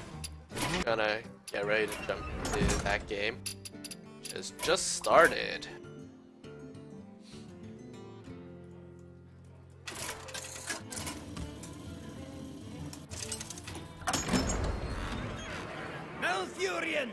This is Arthas. I must protect the wild. And so again, this is going to be standard Murloc Paladin against what looks like Jade Druid? Not sure. This is probably Jade Druid from Logan. I haven't seen it in action yet. I believe it's been... Well, I mean, I've just been watching him roll over people with Aggro Shaman. But, I think there's still a chance that it could potentially be Malagos Otike. That does seem like something that Logan might run. That'd be pretty cool. There we go. Overlay can go right there. Maybe bottom right. Yeah. That blocks the mana. I can just left. That's fine. It's this highly professional stream. And so it looks like Soup's debating whether or not he wants to point the Righteous Protector. I personally wouldn't. I would just turn 2 Rock Pool, turn 3 Coin Call to Arms is ridiculously strong. I don't really like this play. I'm not sure what he's worried about, honestly, doing Coins of Righteous. There's nothing Druid can really do that's going to kill the Tidecaller that won't kill it anyways. Like, we're just gonna see a Spellstone here. And delaying your turn 3 Call to Arms just seems like, well, I don't know. You are past redemption.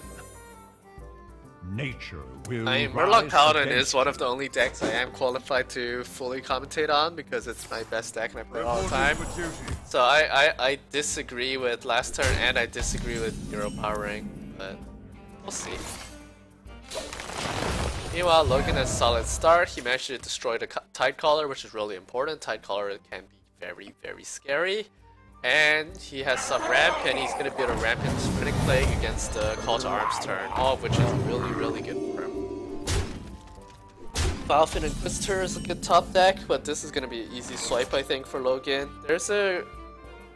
I mean, now that he draws Nourish, Nourish is not a bad play, because next turn he's going to have a brutal Spreading Plague against this Call to Arms turn.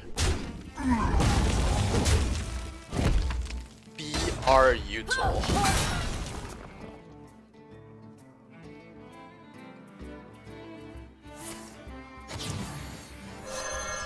And Call to Arms pulls Knife Juggler first, always lucky, and some good Murlocs. Unfortunately, this is going to go bleh. That's the approximate sound of 6 stupid Scarab Beetles getting spawned. God, I hate this deck. Or I hate this card. No, he's gonna go for Malfurion to Pestilent. Really? That's interesting. I'm not sure I agree with that. I guess that does give him a 4 damage Spellstone. So, I feel like Spreading Plague is just great. It's good against... well, he can't even play Tarim yet. It's good against everything. Well, we're probably going to see Megasaur come down. It's sort of too good not to play. +3 attack or Poisonous can help him get through the Scarabs. That's in fact what we see. Juggler, Scarab, never lucky, except for the part where he got first and has been lucky so far. But, yeah. I think now we see Spreading Plague come out. No. He could opt for like a weird swipe play, but I think at a certain point you just gotta use the most broken card in Druid's arsenal, man. You put Spreading Plague, you lay down a Jade Idol, you gain some... Oh, he's gonna go for Poison Seeds. I'm not sure what Logan's playing around here.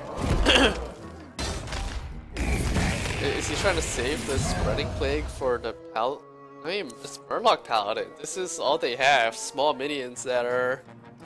well, small. I feel like you'd rather save Poison Seeds for like a huge adapted board from Megasaur or Tarim board or something.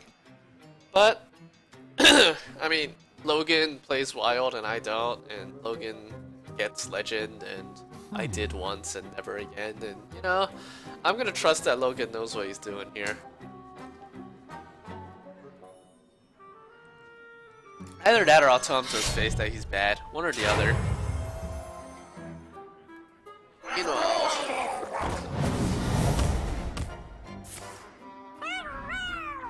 Paladin at this point is like, oh yeah, there's a 0% chance this guy's Spreading Plague. He totally would have used it by now.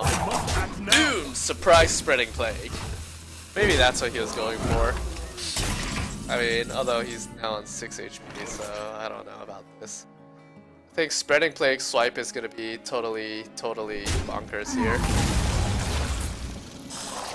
Our Spreading Plague Fangirl's fine too. Yeah.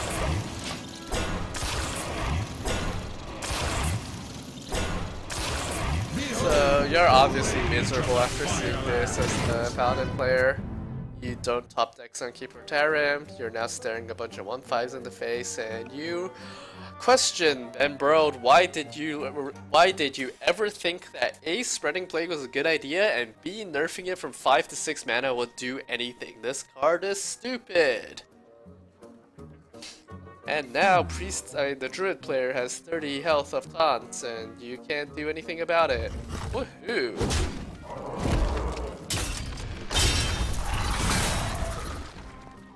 Welcome to Hail. So you can trade a bunch of things in, then you get swiped, and it's just a bad time all around. War leader comes down, that thing's gonna die. The champion's ball, you really wish there was some divine shield around about now, but nope. Or +1 attack, nope. Get some crappy silver hand recruits.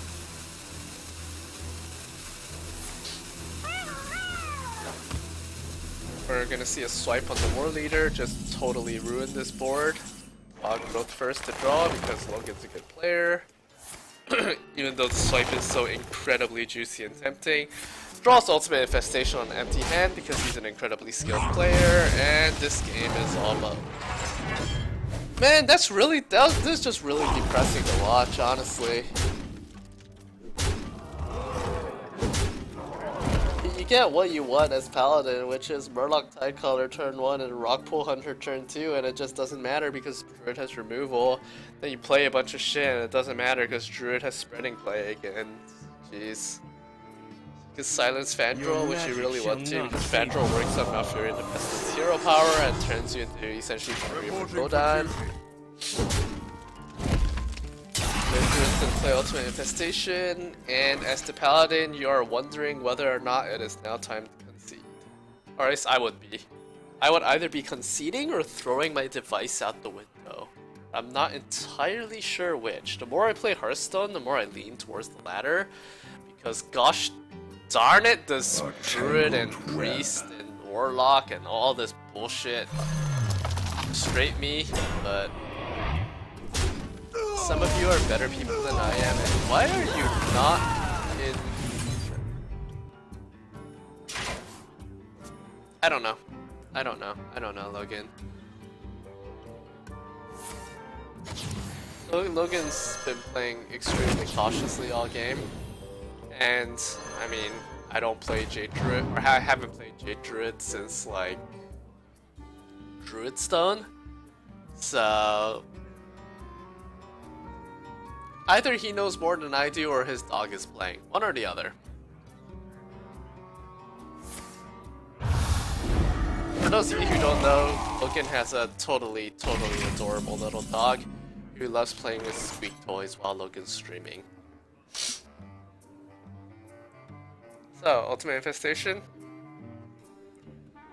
Ultimate Infestation. It's time.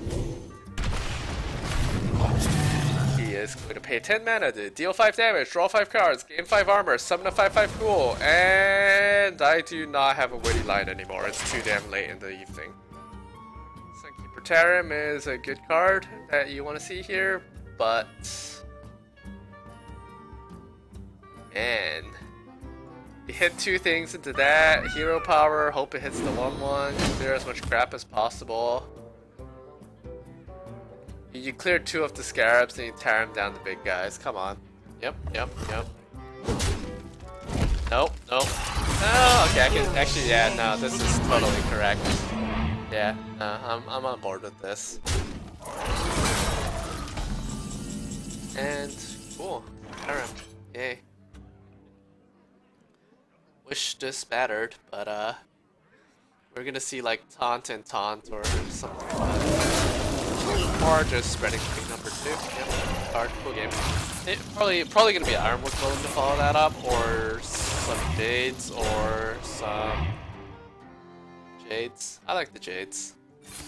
You do want to eventually build up your Jade count, just so that the Paladin has no chance of coming back, even if he has like Vanir or Tyrion, or I doubt he has any of the above because that's not how modern Murloc Paladin works, but and he's used both Call to Arm. Damn, this is brutal. Reporting for duty. Reporting for duty.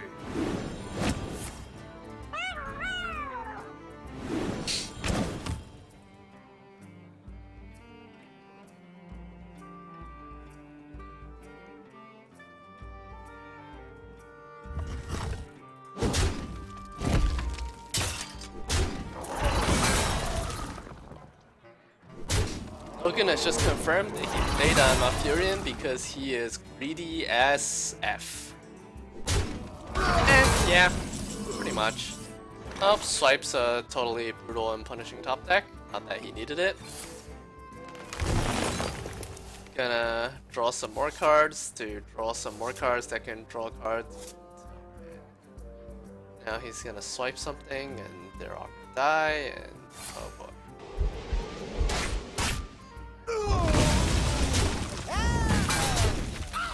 I'd like to echo my sentiment earlier, where if you are the player on the top right now, what you're doing is reaching for the bottom right over here, clicking it, and pressing concede. The battle is over. And that is in fact the play that he goes for. Logan up 1-0.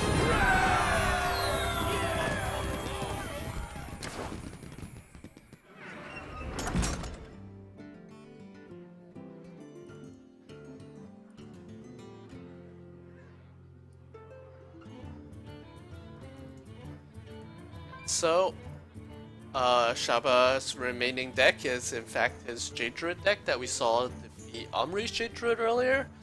So he could definitely have a good chance against Logan here. The YO Jade Druid is pretty much standard Jade Druid except with, well, Poison Seeds. But sure, and probably a Moat. I must protect the Which, I mean, they're good cards in the mirror, but it's not like they're gonna shift the matchup in a huge way, so this is still gonna be a very interesting game to watch.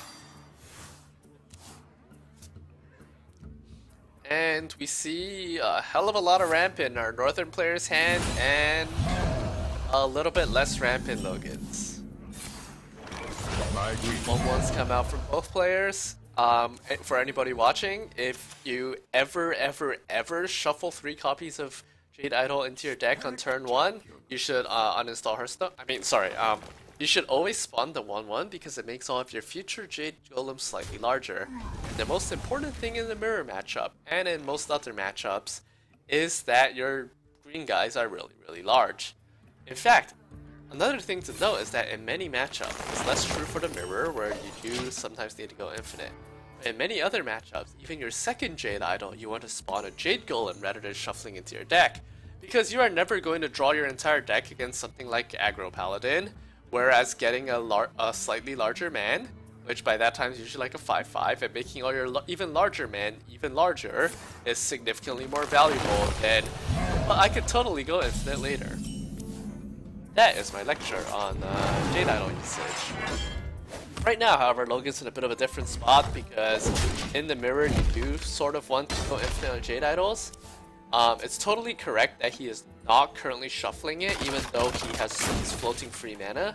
This is because what he really wants to do right now is draw into ramp cards and draw, like Nourishes and stuff.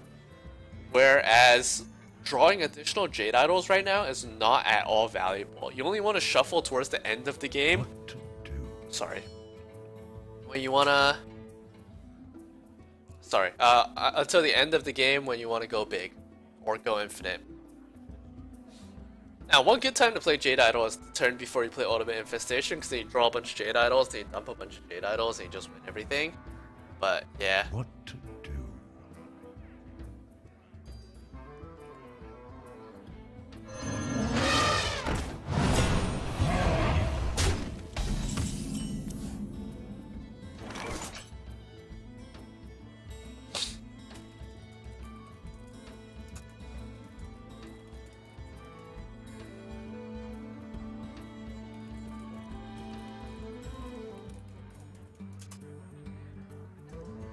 Yeah, of course PD got a shout out. I love PD.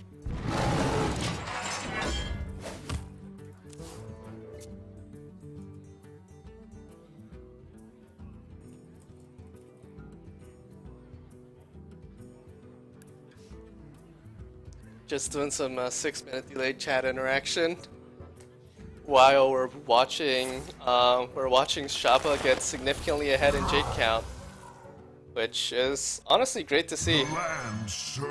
We're gonna see if he opts to ramp here. That lets his wild growth draw next turn, which is nice. He's well ahead in Jade count, which is really scary for Logan over here. And as Logan, you're debating, well, how do I deal with this? I haven't ramped up very hard. Spreading Plague spawns, you know, 25 health of taunt, which is sort of nice. Keeps this board away from you for 2 turns, but this hand is pretty awkward right now if you're Logan.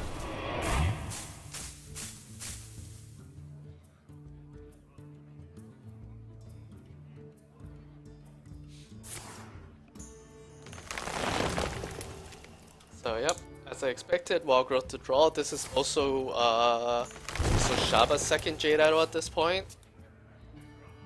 Probably gonna see Jade Behemoth and Hero Power here as he tries to clear off as many of these Scarabs as possible. He's probably just calculating how he wants to attack into the Scarabs right now. He can kill 3 Scarabs and develop a 5/5, which is pretty nice.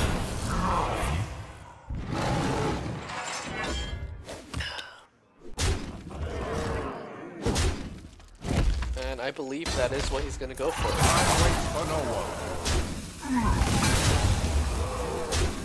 And so right now, if you're Logan, do you Poison Seeds? Like, none of this feels particularly great. Poison Seeds is probably the best just because your opponent's board is so much more daunting than yours is. But like, Poison Seeds Oaken Summons is not exactly a great play. Behold the rage of the fire. Okay, again, I suppose that works. Oaken Summons pulling Fandral is definitely a thing. I totally forgot that could happen, by the way. That's probably why we don't see Fandral in a lot of the Oaken Summons Druid lists. Just because you want to guarantee getting Ironwood Golem. And again, pulling Fandral for cheap is also really sick.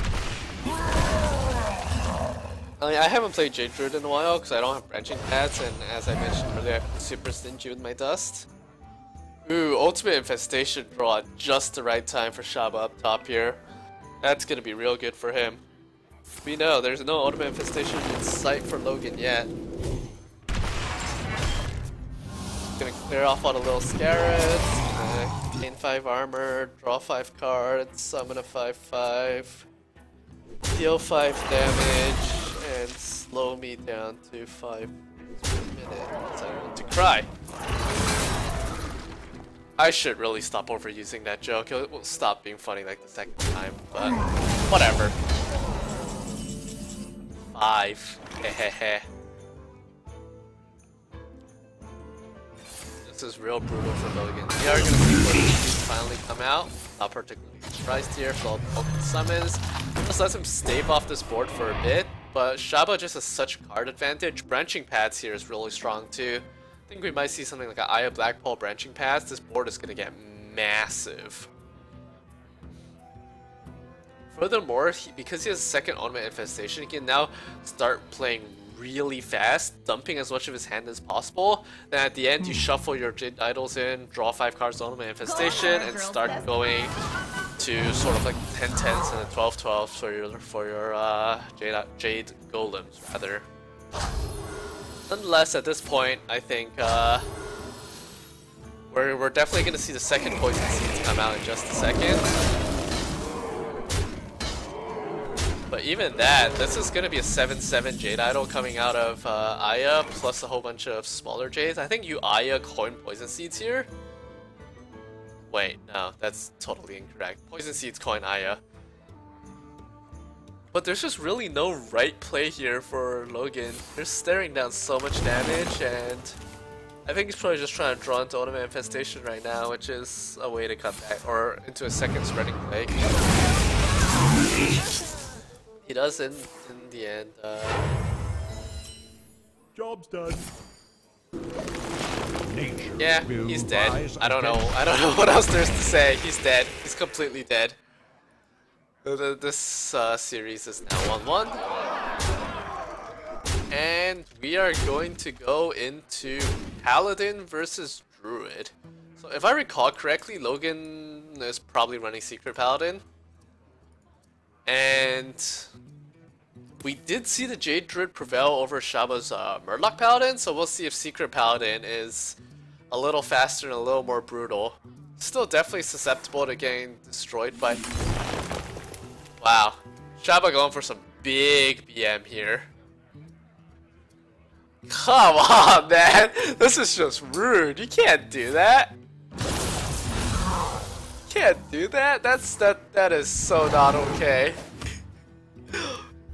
Some 12 out of 10 BM over there. Nature will rise against you. I feel like there has to be karmic implications for going that hard on BM. Like you, like I'm expecting to see 2 ultimate infestations and like I don't know. What's a really bad starting hand for Druid? 2 ultimate infestations, a couple of big cards. Lose by turn 4. That's what's gonna happen. I don't actually know what the deck lists are, and I'm really sleepy. Protect the world. For Lordaeron! Man, I can't even imagine how bad I'd be playing at this point if I'm being this bad commentating. Also, has anyone ever noticed that Competitive Spirit, the dwarf? No? I think it's a dwarf. Vaguely looks like Kripparrian. So it looks like Logan is playing sort of the same thing that we saw earlier, which is Secret Paladin with the Murloc package for late game burst damage. Which, I mean, really cool concept. I haven't seen it before today, mostly because I know nothing about Wild, but that looks like a really fun deck. On the other side, we have, again, Standard Jin Druid. Emphasis on Standard, because I don't believe there's a single wild card in all 3 of Sweep's decks, which makes his run to the finals more impressive. Maybe I should have just played Standard decks, might have done better, played like Dude Paladin, and I guess my Paladin always got banned, so it's irrelevant, but yeah. Well, we see the Murloc package in hand early. I think if you're the Paladin here, you just play Bluegill and go face. Face is the place. You're definitely, obviously, the aggressor in this matchup, and Druid doesn't have that many ways until Spreading Plague of punishing you for going face and disregarding the board. Even now, there's not a particularly good play for the Druid. Like, you can Spellstone down to 2-1, but that doesn't feel great. You Spellstone, coin, hero power. Like, at this point, I wonder if you just hero power and wait for swipe. Looks like that is in fact what he is going to do. On the other side of the board, War Leader coming down is going to be a good amount of damage. I think Shaba's considering coin Spellstone. I don't like it, and he doesn't like it either. Good on you. We're probably going to see War Leader come out. There's an argument for Knife Juggler Noble Sack. I like War Leader just pushing damage. If the 2-1 gets hero powered, then whatever, it's done 8 or 10 damage at this point. Looks like we are gonna see Knife Juggler Noble Sack. Either play is a little susceptible to coin swipe, which is what we might be seeing coming up. Actually, no, we're probably just gonna see Spellstone hero power. Honestly, no need to blow a swipe on this small board. That's a misplay. Hero power. Oh, yeah, that's a misplay. Hero power pops Noble Sack. That's extra juggle to your face because you didn't Spellstone first. If you Spellstone first and it ended up being Redemption, you're still doing good because I guess you're worried about Avenge, right? This is Wild. Never mind. That might have been the right ordering. I have no clue. I'm so glad I don't play Wild, and like I've never had to really deal with Avenge because I sort of quit during that time. That's also part of the reason why I don't really have a good WoD collection. Anyway, suddenly Logan's hand doesn't look so great. I mean, Any Finn's a great card, but it's totally dead this early. Like Hero Power Rallying Blade, oh Murkai, none of this feels good. Looks like it is Hero Power Rallying Blade, and to turn that dead, you gotta be happy if you're the Druid player. At this point, Harrison, that feels amazing. That belongs in a museum. Light. Holy light indeed. It's definitely a very, very satisfying turn for the Druid, both seeing that the Paladins made such a dead play and you got great Harrison value. Logan does get a second Rallying Blade, which is probably gonna trade into the Harrison right now. Yeah, still doesn't feel great. You're not particularly ahead on board, you haven't drawn a Divine Favor, you're super behind in hand. We're probably gonna see like Point Malfurion? Interesting. I'm sort of surprised to see that over just like Jade Spirit hero power. I think maybe he's just trying to get Malfurion out as early as possible to tank up, tank up, tank up. And he goes for the Scarab Plague, which I never really... I guess I sort of like it against a Rallying Blade, just because... Okay, and Logan does order that correctly. I've seen people screw it up and run the bluegill in first and lose the one attack on their Murkai. That's really funny. But no, Logan orders it correctly. Anyways, what I was going for is the Spider Plague is a little bad against Rallying Blade, but in general, I actually really like Spider Plague against Paladins. They don't have great ways of killing 1/2s.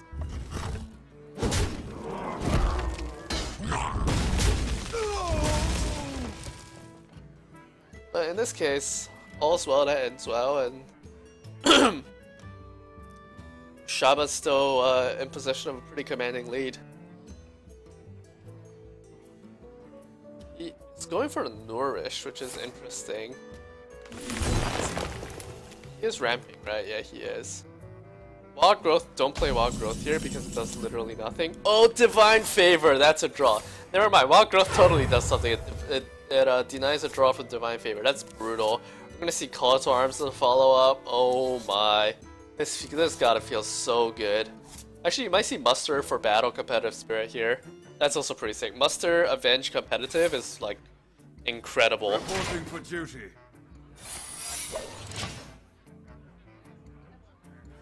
And that is exactly what he goes for. Oh, that's gotta feel good if you're the Paladin player. That's just a pure skill Divine Favor comeback. Ultimate Infestation is drawn, not particularly useful here because your hand is so full. Swipe is pretty good because it denies both secrets. Avenge doesn't pop if all your minions die at the same time.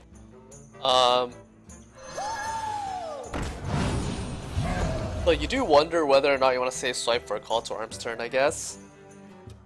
Now he is going to in fact swipe. I'm totally on board with this play. I really like it. And he decides to draw last. Oops. I don't think any draw could have maybe changed my mind on that play, but it's still always good for him to draw first. We're probably going to see Call to Arms, maybe double Call to Arms here. Or a Call to Arms War Leader. Ah, Shield and Minibot, I do not miss you at all. This card was totally busted. I quit soon after GBG came out and then came back during Whispers of the Old Gods, so there's a big gap in the middle, but I still vividly remember getting totally destroyed by Minibot over and over in Arena. As Druid right now, you have a pretty big hand. You don't want a UI. You burn 2 cards in a UI. It feels pretty bad. Nourish is also a dead card. Branching Pass is sort of dead. I think none of this feels good. I think he's going to go for a Branching Eye or something. Gain a bunch of armor, maybe? He's going to draw. Okay. Ooh, hello. Spreading Plague is real good here. You can... Yeah. Avenge on Minibot's pretty brutal, but what can you do? And this Competitive Spirit's about to pop. I do question him not going double Call to Arms. It's probably to play around Spreading Plague, but it does render the Competitive Spirit slightly less insane. Oh, Mysterious Challenger is another great top deck here. Anyfin summons Murkai and 2 Chargers. That would have been 8 plus Murkai would have 7 and 15 damage. Drew's at 27 health, so yeah, not even close. Whereas Mysterious Challenger over here puts in work. Actually, no. Anyfin would have been close. I think Anyfin would have been plus 7 more, would have been 22. Yeah, so it still would have been out of range, but it would have been a lot closer. My thoughts are plagued. But Mysterious Challenger is great. We have a Christmas tree going on. Of course, Noble Sack doesn't actually pop when you're on a full board, but it doesn't matter here. I think the Druid's done for. Reporting for duty. And that Divine Favor top deck was so brutal. I think that turned the game and, well, the series. We'll see. I've definitely seen Jade Druids hold on from worse positions, but he's staring down what's essentially 9, 12, 16, 22, 25, 26 damage. It's not quite lethal, but damn it isn't close.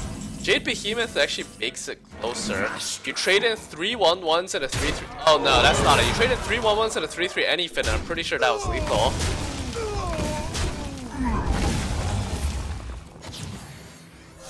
I feel like Logan's missing lethal here. I am almost entirely sure that Logan's missing lethal.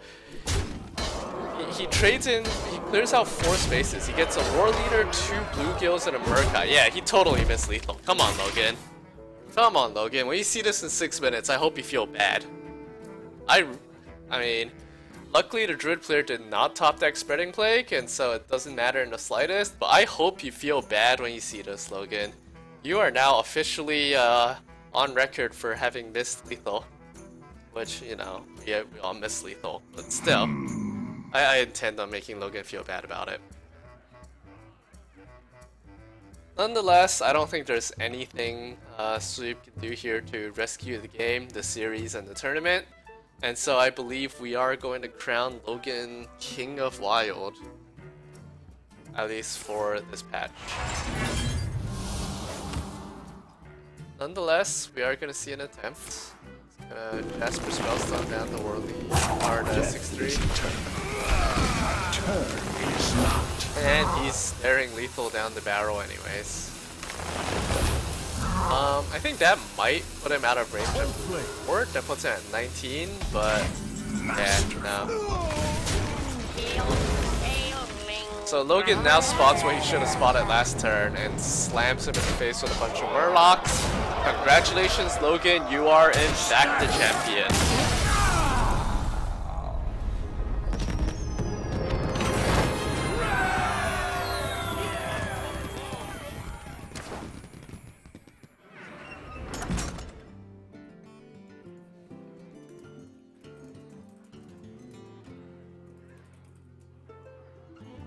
And so, the high production value stream is going to come to an end sometime in the next few minutes. Just gonna leave this on the screen for a bit. Show off. I don't know what I'm showing off. Nothing. But yeah, good on you, Logan. Congratulations, and hope the couple of people who tuned in enjoyed watching this impromptu stream. I hope, I hope you enjoyed it. I'll be uploading the VODs on YouTube at some point. I'll link it in the group when I remember. And that about wraps it up. Leave the stream open for a few minutes, talk with chat, see what's going on, see if anyone has any reactions. They watched the last bit. I did ladder for a bit, but I sorta hate ladder right now. And I do need to climb to rank 5 by end of season, but I'm so not motivated right now. So yeah, I'm just gonna leave this up, chill with the stream a little bit until the end.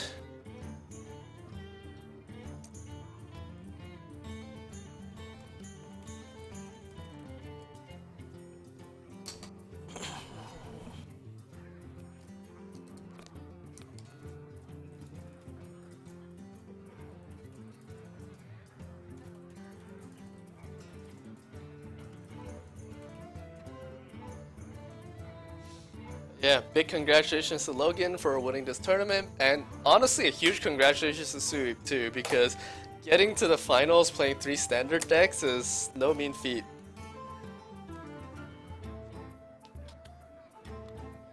So yeah, it's awesome to see. You know, I believe I missed soul crushing San Francisco and the rest of Overwatch League, but I don't know because I wasn't paying attention because I was watching Hearthstone. Feels bad, man. Hope all of you remaining in here are enjoying what's left of your Friday evening. I definitely had a good time. It's always fun to do some non-standard tournaments, even if I am totally awful at Wild.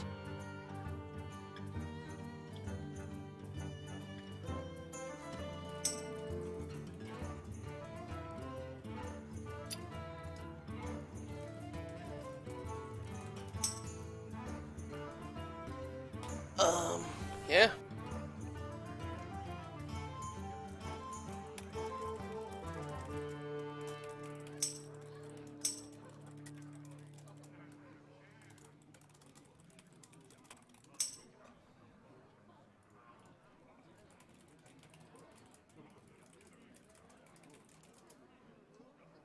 I'm just giving Logan some shit, telling him that he's super lucky for top decking the Divine Favor. I'm not spoiling that he missed lethal quite yet, but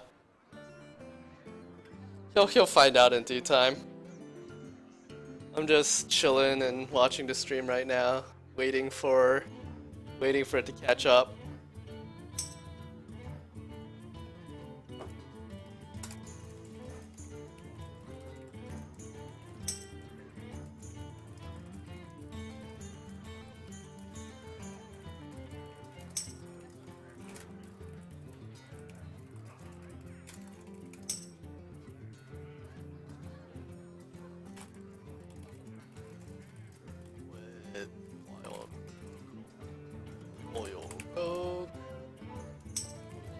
Crushing. Wild Micro Shaman.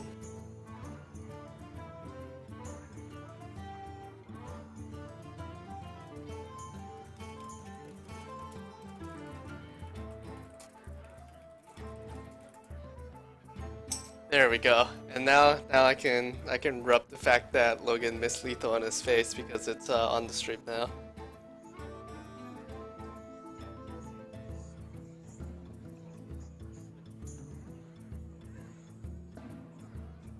Darn it, if I can't be good at Hearthstone, I'll at least make other people feel bad about it.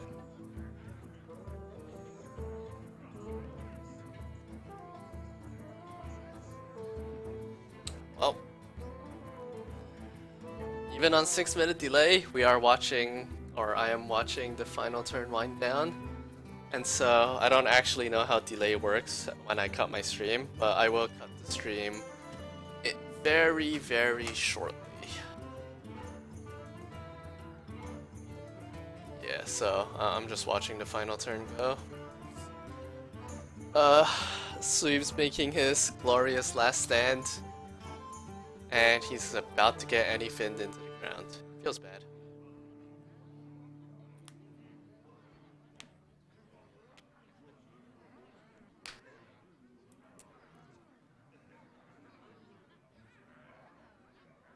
Although, in Logan's defense, he did immediately see the lethal the next turn.